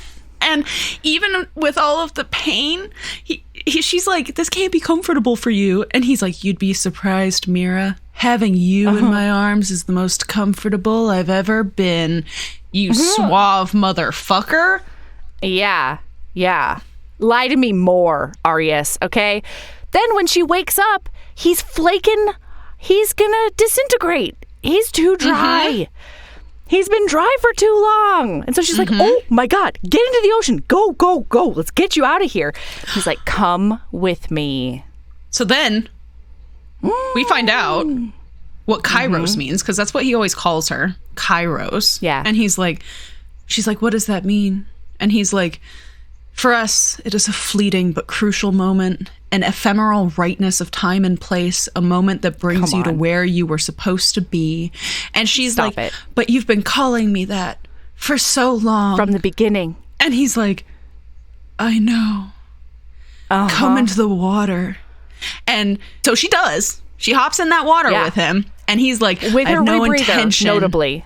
Of letting you go, Mira. You have captured my heart, stolen it just as you have my attention, my time. I cannot let you go. I would be denying my heart the reason it beats. Yeah, because he says, because I've got that fish one, and that is the heart that is with my people, and then I've got that human heart, and that is the one that's with you. He literally says this, okay? Well, and then they're in the water, and she's like, you've called, surely you haven't always known. And he's like, I will call you whatever I wish, Mira. Kairos, Acromo, mine. And so she starts touching up on those neck frills. And she says, hold on just a minute. If you like the way my fingers feel on your neck frills, get ready. She takes off her rebreather and she puts her tongue licks over those neck gills. His neck ball sack. Yes. And then she pulls back and like puts her rebreather back on. And he's like, I've never felt anything like that. Like that was otherworldly. So she's like, we don't have to kiss. We don't have to be kissing. There are other ways to like feel good. Touch and soft touch and blah, blah, blah. And he doesn't really know what to do with himself because in his society, female mer people, Undine, are ginormous and they fight you constantly. It is not uncommon for you to walk away with scars that last the rest of your lifetime just to get your D in some pee. Like, horrifying. Yeah. And so he tells her that like they battle the entire time they're having sex. And she's like, oh, we don't really do that. We do like softer touches and like it can be rough or whatever, but like there's no claws or teeth usually. He's like murmuring as he's touching up on her too. He's like, humans like soft, humans like it soft, be soft, be sweet, humans like soft. And she's getting all horny because he's like licking up on those. I will never understand in romance novels when one character is like, you know how you have limited clothing? We're just going to shred it. No, totally. We're just going to shred it. So he shreds her bodice. Dress. Yeah. And he's licking up on that nipple. And then she's like, touch me elsewhere. And brings his hand down to her core. And he is so into it. His gills are all standing out. Yeah. I found the source of that smell. And he goes to investigate further. He shoves his neck gills into her pussy. So he can taste her. That's what he says. He's snarfing up on it. He's huffing her arousal. He wants to hold on to it, get all that pussy juice right up under his scales for later. Yeah. He can munch on it later. Absolutely. A little snack. And so then he starts munching her now. Oh, yeah. He's going down like a champ. And she's like, he doesn't know what he's doing, but points for enthusiasm. And then she comes like a freight train. And she's like, I want to touch you too. But instead what he does is he turns her around and uses his tail to tie her feet together, basically. Yeah. And then fucks her thighs. Yeah. And she's like, something feels weird back there. She can tell that there's 2 cocks there. And she's like, you have 2 of them? And he's like, I have 2 of everything. And she's like, he's like, don't humans have 2? And she's like, for sure not. No. Yeah. So then he finally lets her turn around and she's touching all up on him and it's too much for him. So he puts her down on the sand. Horrifying. But he puts her down on the sand and slowly starts to enter her while with his tiny penis. The tinier one? No, they're both the same size, I think. Oh, are they? I think they're both like giant. I'm reading a lot but here's of the books thing. with multiple cocks right now. That's fair. No, that's fair. So they're both huge dicks, right? But they're tapered at the end so that it's easier to like get used to as he's inserting himself. And he goes to town. The best part is he just sticks it in and just sits there. Oh, yeah. And she's like, dude, I need you to move. Please move. So he does. He finally gets with the program. So she moves her hips and he's like, oh no, this is everything. Oh my God. So he just starts jackhammering her into that sand. And it is so good. And then he's like, so good. Was that acceptable? And she's like, that was perfect. And he was like, great. Because I have a second penis. And then he shoves that one in. And he's the entire time thinking about how perfect she is and like how wonderful. And she's realizing that she's in love with him. And it's just, and then horrifying. They're headed back up to the dome. Okay. And when they get up there, he tries to push her out of the water and realizes that he's attached to her by the neck. Oh, that's all right. One of his hair tentacles has stabbed into the side of her neck, but it doesn't hurt. And it's like surrounded by goo in the puncture point. And like she felt a little pinch there, but you know, it wasn't enough to distract her at all. Actually, this happened to me the other day. Not this specific thing. You got stabbed by Michael's hair tentacle in the side of the neck to help you breathe underwater? Wow. So how specific. No, I had been outside for most of the day. Nothing happens, right? And then I come in and I'm like helping the kids get ready for bed. I kneel down on the ground and I can feel like a very sharp situation in my shin. So I'm like, that's weird. But like it hurt, but I was also like, I've had worse, right? So I'm like, I get up and I'm like doing other things. And then I turn back around and there's just a dead bee there. I got stung by a bee in my bathroom.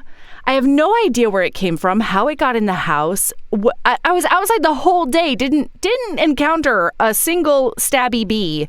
And then somehow I kneel on my bath mat and I get stung. Oh, but I was just like, it hurt, but like, I've got shit to do. And Mira was like, that hurt, but I've got orgasms to have, Yeah. Well, so turns then out Bite does a scan. It's for breathing. This hair tentacle is basically a tube because apparently Undine exhale oxygen, breathable oxygen. We're not even gonna. Nope. Here's the thing, listener. Emma told us he breathes in his gills, and then that hair tentacle does just shoot that air right into her windpipe. And you know what? Guess what? And Emma warned us. Emma said, "No science. No. Don't think too hard about it." And I love the way this is. It was great. Yeah. Well, and it happened instinctively. He didn't mean for this to happen. He has no idea what the fuck's going on. And Bite's like, you're helping her breathe. That means that she doesn't need the rebreather if you're with her. Mm-hmm. This is wild. And so they're both like, does this mean that our species is actually more compatible than anybody has ever thought because we've always been at war? And then this is the turning point. He's like, I am going to forsake my people. I'm done with them. I will be back. I'm like, Arias, did you have to forsake them to their faces? You know? Yeah, or did you just like never go Couldn't home? You have just Homer Simpsoned into that hedge, you know? Slowly backed up. Yeah. No, he has to forsake them straight to their faces. He walked up to that matriarch and said, get fucked, lady. Yeah. And she's like, I saw this coming. Here's a trap. And she ties him up. She ties him up. Oh, God. And then everybody else is like, we got to get rid of that troublemaking Acromo, so somebody go and murder her to death. This feels so unnecessary because she's hours and hours and hours away, right? Yeah. Like, he took her to the other side of California, right? This is like a 4-hour drive. Okay. What a joke. California is way longer than 4 hours. Yeah, right? Oh, I thought you meant width-wise. That could be 4 hours. Yeah, maybe. So why couldn't they just leave it's not like she can get out. She'll die at some point. Yeah. Just leave her.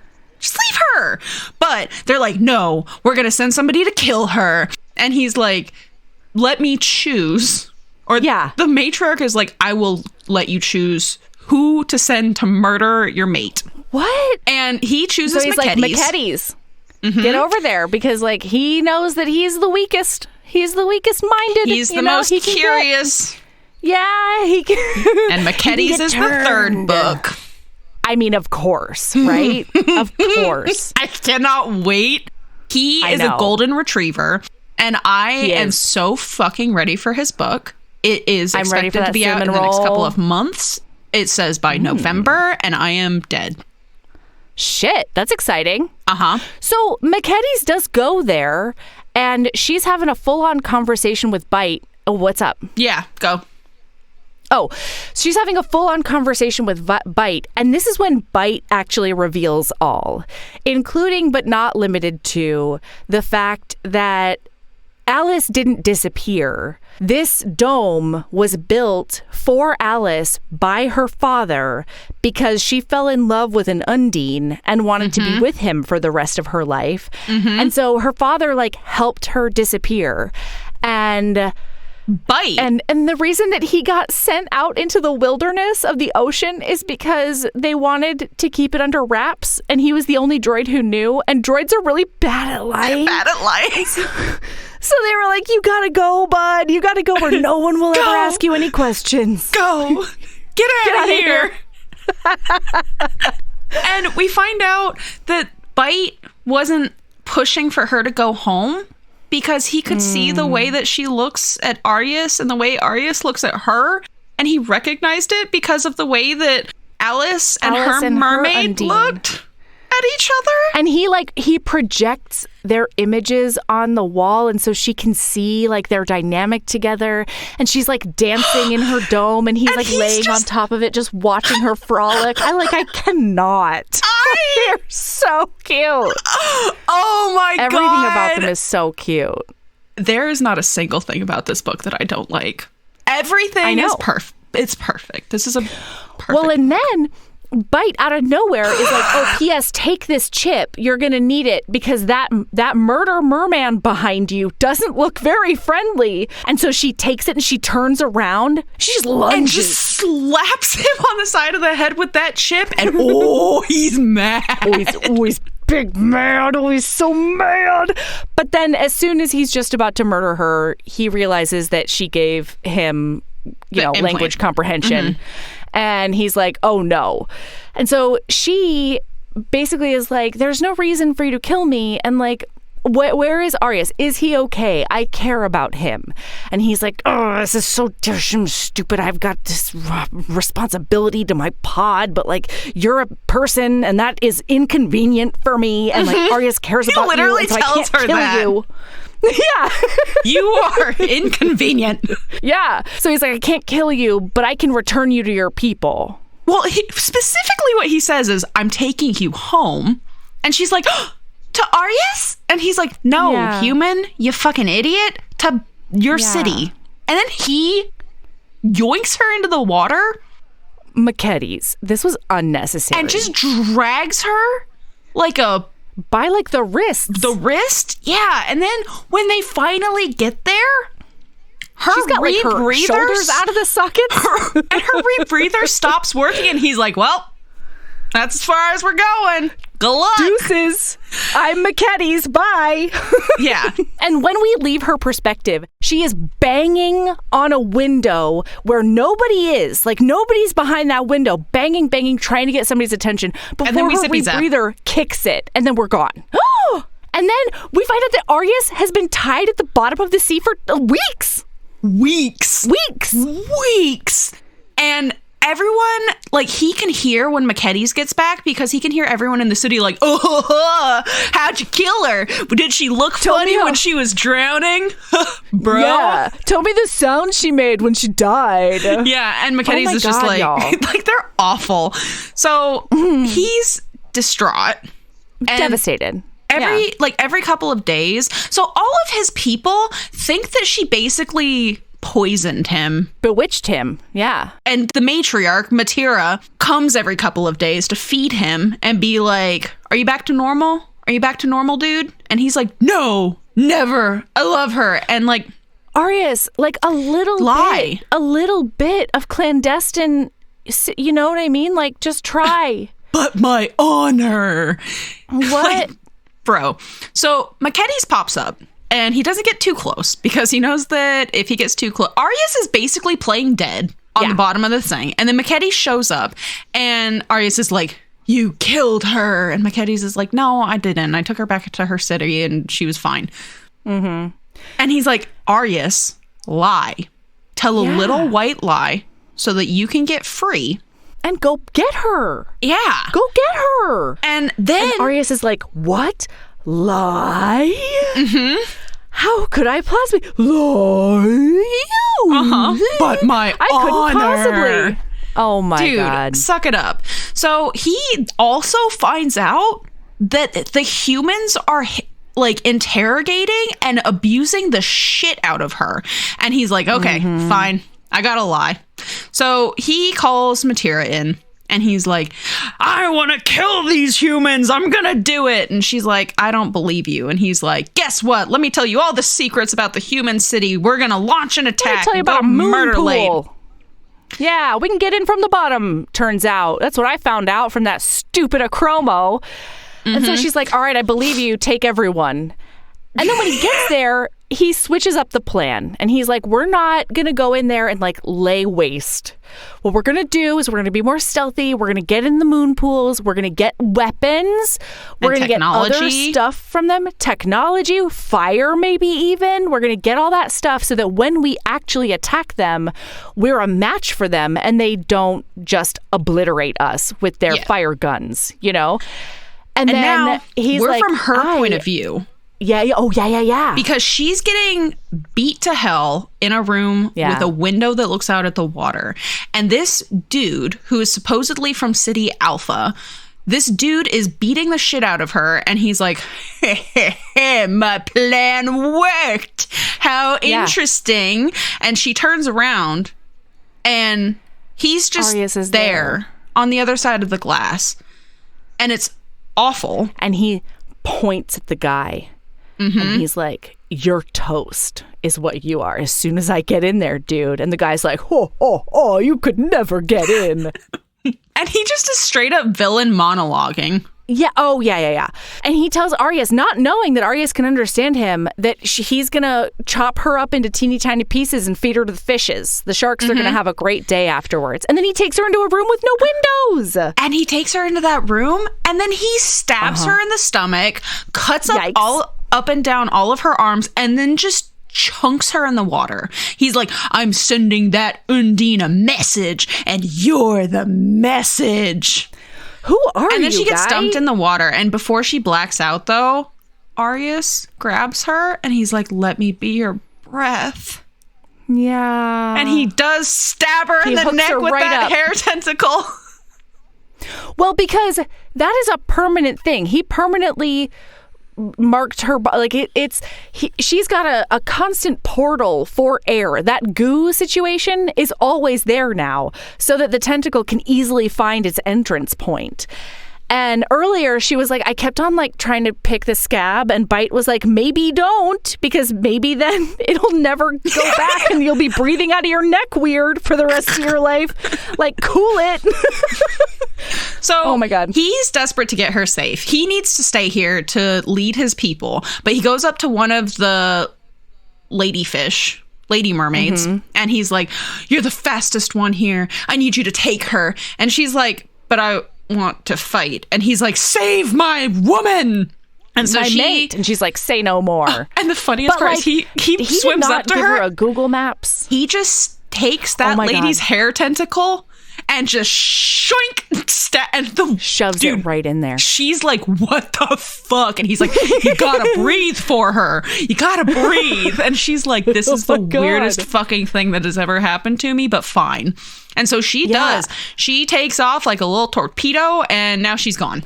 Yeah, and because her instructions are to take Mira back to the dome and like get that med kit on her, put that healing goo all over her body wherever she needs it. And then he's like, it's fighty time. I'm going to kill some bitches is what I'm going to do. So they use those welders or whatever, and they get into those moon pools, and they just start throwing people against walls as they army crawl with their claws. This is literally my worst fucking nightmare. They're just dripping. They all go skadoosh all over the floor, and then they're army crawling out of the... And then they're just like, get them, boys. And so he chases that dude all the way through the building, and the dude jumps into a little submarine and tries to escape, and Arya straight up hops in after him, rips the top of the submarine off, and then he looks at him and says, this is your problem as a human. You never know when to stop. And then he rips the dude's arms off of him and leaves him for the sharks. Love a man who murders for me. You know? I was enamored in this moment. It was beautiful. I'll tell you that much. But then now it's time to go find his lady love. Wait, no. After this, nothing makes sense at all to me, Melody, and it's not scientific. Okay.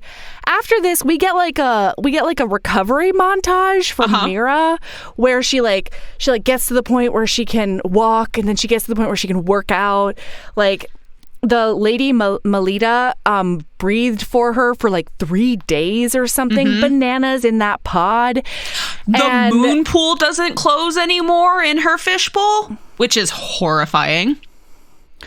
Why is that, though? So there was something about before they could go attack the humans, they had like a bunch of them went to her fishbowl and like rebuilt a bunch of stuff and tore a bunch of stuff apart. And what? Like, I didn't understand. On the moon pool? I think. I don't really understand. It doesn't matter. Who knows? So then weeks go by, and now she's just like a regular human mermaid lady. Because she's under the impression that he's never coming back to her. Well, because McKetties sometimes comes and visits, and he's like, yeah, he's busy right now. He's just doing other stuff. And she's like, and then what? Nobody thinks to tell her. She's just doing a little swim, and then he shows up, and you know what? Good for you, girl. She turns around and just smacks him in the chest, and she's like, where have you been? No, it is worse than that. I'm sorry. This fucker just gives her away while she's bleeding out to another mer person, makes everybody else take care of her like she's a hamster and he's on vacation. And then the very first time he comes to see her, he decides to say hello by like diabolically pulling her pigtails. He pulls her rebreather off of her face and then goes ka-chunk right in there with his tentacle. And she's just like, she thought it was a shark for a minute because he hit her while doing all of this. And she's just like, what the fuck? Like, what is the matter with you? And also, where have you been? And he's like, I had to do some things. And she's no! So she, like, unplugs and tries to swim away. Yeah. And then he catches up to her and plugs back in. And he's like, and she's like, no, fuck you. And unplugs again and swims away. And then he plugs back in and he's like, you feral little creature. And I love that. He's like, I've been here. I've just had a lot of things to fix, you feral little creature. And he says, I've been here, but only when you were sleeping. And I was wondering, like, was it because he couldn't come inside and he couldn't smell like her? Like, why would he only come visit her while she was sleeping and not ever tell her that he's around? And then he's like, did you doubt my affection while I was gone? And she's like, yeah. And he's like, so I didn't want to come back until I knew that everything was safe for you. Okay, like I needed to do this and that, and apparently a bunch of the Undine have like left their pod and come, like they're creating a new pod by her fishbowl, and I didn't realize that. Yeah, a bunch of them live near her now. That's why they're all there. A bunch of them like left their pod to come is be Deus there? Is he or is he not? Tell me to my face right now. He's not, is he? Does he go to a different city? Of course he is. Okay, good. And cool. They've all started like living in the houses under the sea, which is horrifying. And I hated every aspect of it. And I hated all of it. It's literally my worst nightmare. It's fine. And like some of them have little houses in the Kelpie forest. And she finds out that he did murder that dude who was abusing the shit out of her and beating her up. Yeah, he's like, I didn't send you away. I had to go back and kill that guy to send a message to anybody that I will murder them to death if they touch you. And she immediately gets turned on and he can smell it. And so he's like, you should not have that reaction when I tell you that I murdered a man in your honor. And she's like, what other reaction would I possibly have? And I was like, yes, Mira, that is correct. And then he's like, I would give up everything for you. And she's like, but I don't want you to give up everything because I like these Undine. Right. Like, let's try and forge a better future for all of us. Right. Yeah, you got like a snapshot of what could be possible, but maybe right off screen, McKetty's was over there like gathering shells, you know? Like, we don't have to be alone in order to be together. And then he says to her, oh my God. So your plan is to work with the Acromos then? You want to make a deal with them? My plan is to bring you to a grotto and fuck you where the water is warm and you can be comfortable. I want to hear the sounds you make again, this time with nothing standing in our way. I want to know that you are mine and I am yours. And then while they're swimming away, she's like, guess what, buddy? I want to pleasure you all the way. At the same time. I think I can accommodate both of your cocks. He's like, that's not how that works. And she's like, maybe not for an Undine, but I got 2 holes down there, buddy. But you're with the lady human. That's what you're with. So while they're swimming, she's like licking up on his neck gills. And then they're at the grotto. And she wants to see and taste more of him. So she's like sliding down his body. And he's in shock, but is definitely he has no idea into what to do it. With this. One of my favorite fucking tropes in an alien or a monster book is when you cannot do something with a person of your own species, and then the human just rocks your fucking world. Because why would you trust putting one of your dicks in one of the feral female Undine? In their mouth. Yeah, where like their whole deal is to like hurt teeth. And scratch and I don't want that anywhere near their mouths. Yeah, and he's like horrified at first, and then he's like, he's like, what are you doing? This is awesome. You and your little human mouth. This is fantastic. But then it's too good. So he does rip her up and shove his face in her. And now he's going down on her. Okay, here is the next sex scene logistics that I was very confused. I can't remember what it was in the first sex scene that I was like, I don't really understand how this is happening. I know what it was in the first sex scene. What was it? When, for me anyway, it was when they were describing where the cocks were, he like flips her over and it was like, wouldn't the other penis be touching a different part of you? Mm-hmm. That's exactly what it was. Yes. Yeah, exactly. But now, so he puts her on his shoulders so that he can eat that pussy. And then it says she bent backwards so that his cocks were where she wanted them. She allegedly starts like blowing him and jerking him off while bent backwards. So I rewrote that scene entirely in my head, and she flipped around. She just got turned around, right? Yeah. She turned around. Everything was fine. So because then later on at some point, he's like, I'm going to enter you or whatever. And she's like, so I turned around and then I was face to face with him again. And I was like, you've always been it's fine. Yep. I rewrote the whole scene in my head. So now we're having some like underwater 69 and I was not mad about it. It was fantastic. And then she gets flip-flopped around again. And it's time for that DP. And he's like, promise of the premise, listener. My God, this is the best thing that's ever happened to me. And she agrees. She comes like a freight train. Oh, yeah, because apparently humans in beta talk to each other. And they're like, oh, yeah, I've always wanted to do like double penetration, but unfortunately you have to have two people for that other than yourself, and like what a hassle. And I'm like, not anymore. Nope, not anymore. So they both come like freight trains, and he's inside of her, and he says to her, you are a gift from the sea, Mira, a rare pearl I am so lucky to have found. I do love you, you know, more than anything else in this world. You hold my soul in your chest. Wherever you go, I will never be far from you. And then she whispers, I love you. No matter how different we are or where we came from, you are mine, Arius, and I am yours.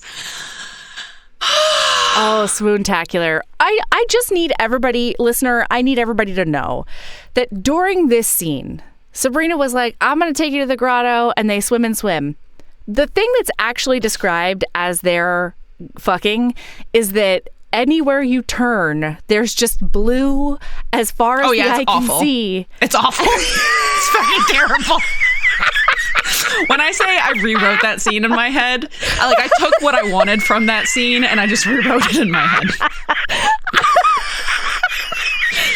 Terrible. Emma Hamm, sorceress. I don't know how she did this for you. Okay, tell me about the epilogue. Is that when they're all they move pods? Mm-hmm. Yeah, so they're all chatting and figuring out what the game plan is. And it's because they're like, it's time to take these to the cities.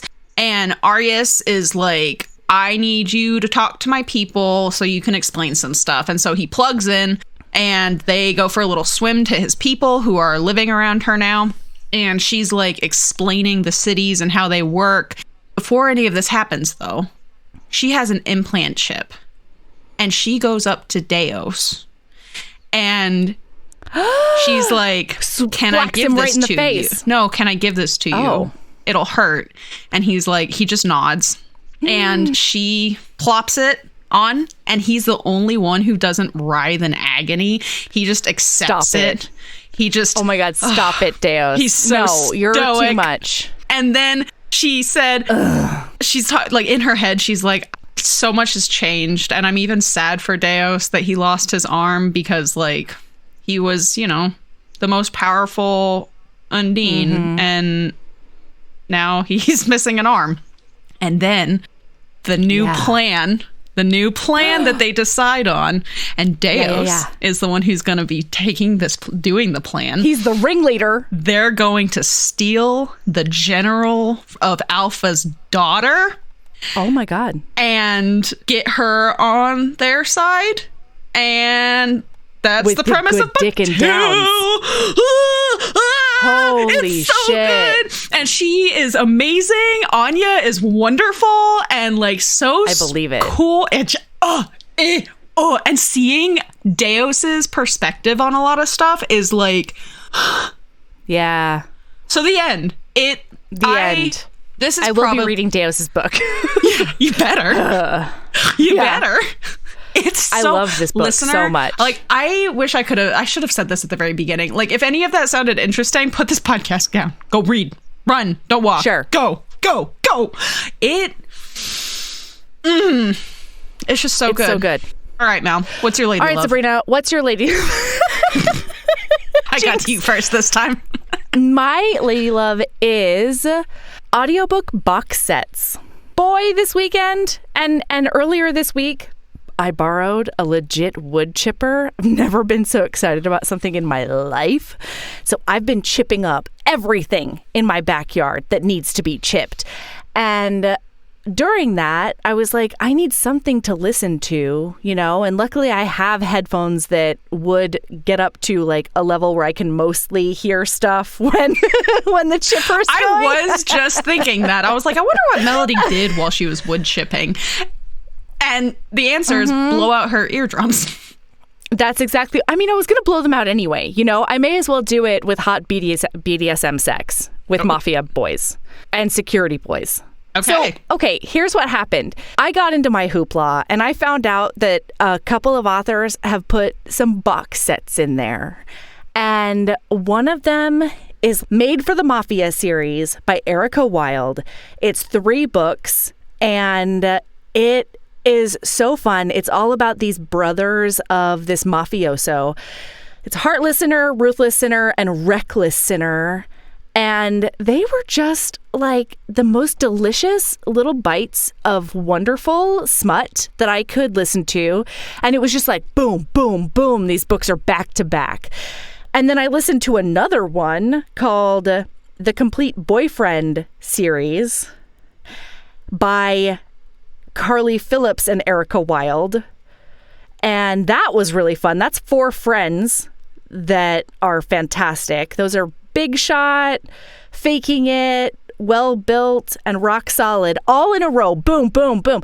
And then I listened to one called the Indecent series by Erika Wilde. I did just start searching Erika Wilde on Hoopla because I figured she would have more box sets, you know what I mean? So then I listened to that, and these are alpha. All of them are like alphas that are like in touch with their feelings, but also like need to dominate. Okay, they've got to dominate. It's the only way things can go. They're kinky, they're fun. All of the ladies are like, take no shit, this is who I am. I really liked all of them. So that's my lady love, is audiobook box sets. And do you need to chip some shit up? Because I'll tell you, I might have cuts all over my arms, but it was so fun. Oh, I believe it. Highly recommend. I fucking love that shit. Okay, what is your lady love? Deos's book, Song of the Abyss. Oh my God.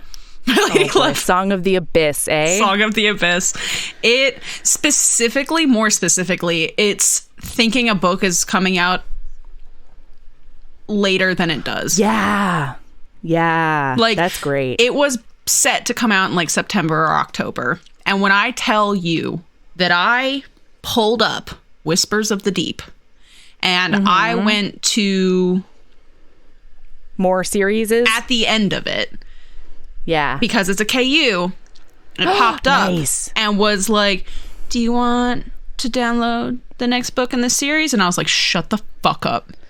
Stop it. Shut the fuck up. Don't play with my heart, and I don't play with it. Clicked that, and I did not go to bed until 3 a.m. that night. Oh my God. Have you finished it? Are you done with it? No, because I had to read for a book for TBR. And so it's on pause, or it's like been on pause. I'm at 79%. I will probably, after we get off here, I have 1.5 hours left in this book, and I will be shocked if I do not finish it tonight. Yeah, that's a tonight book. I'm just going to tank my sleep schedule. It's fine. This whole I hear that. Full-time working remote thing, my sleep schedule, it's rough. Yeah. It's rough. That was inevitable, though, you know? Oh, yeah, absolutely. Like, I'm sure I'll end up on some kind of schedule at some point, but, like, for right now, I'm just going to embrace my gremlin, you know? My sleep gremlin. All right. So anyway. Keep being a badass and love yourself as much as you love putting those toes in that sensitive hip ball sack right on the guy that you're crushing on. Also, love yourself as much as you love being bamboozled by an author into loving all of the things that you wild. hate. I still can't get over that. I was having heart palpitations rereading this because, like, all of the descriptions, I was like, this is fucking awful. I love it. I love it. I can't get enough of it. I mean, listener, I literally texted Sabrina and I was like, I don't know how you got through this first chapter. This is wild to me. Emma Hamm, you're a sorceress. Yep. Yeah. I'm going back down the Emma Hamm rabbit hole because she has so many books. And I'm just... Keep being a badass and give in to that tempting sorceress. All right, bye.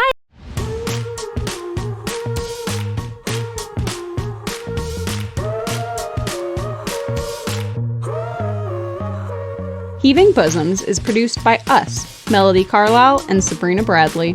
Editing is done by Melody Carlisle. Our theme music is by the incredible singer-songwriter Brittany Fonts, and our art is by ultra-talented author Kate Pryor. If you like our show, remember to follow us on your favorite podcast app, rate us 5 stars, leave a nice review, and of course, tell all your friends about us, even if they don't read romance. If you want to get in touch, you can email us at heavingbosoms.podcast@gmail.com. If you want more of us, visit patreon.com/heavingbosomspodcast. You can also find us on Instagram at Heaving Bosoms, on TikTok at Heaving_Bosoms, and in our Facebook group, the Heaving Bosoms Geriatric Friendship Cult. Head over to our website to sign up for our newsletter, get our Reading Embrace printable, and check out my audiobooks at heavingbosoms.com. All right, we'll be back next week with more swoons and snark. See you then.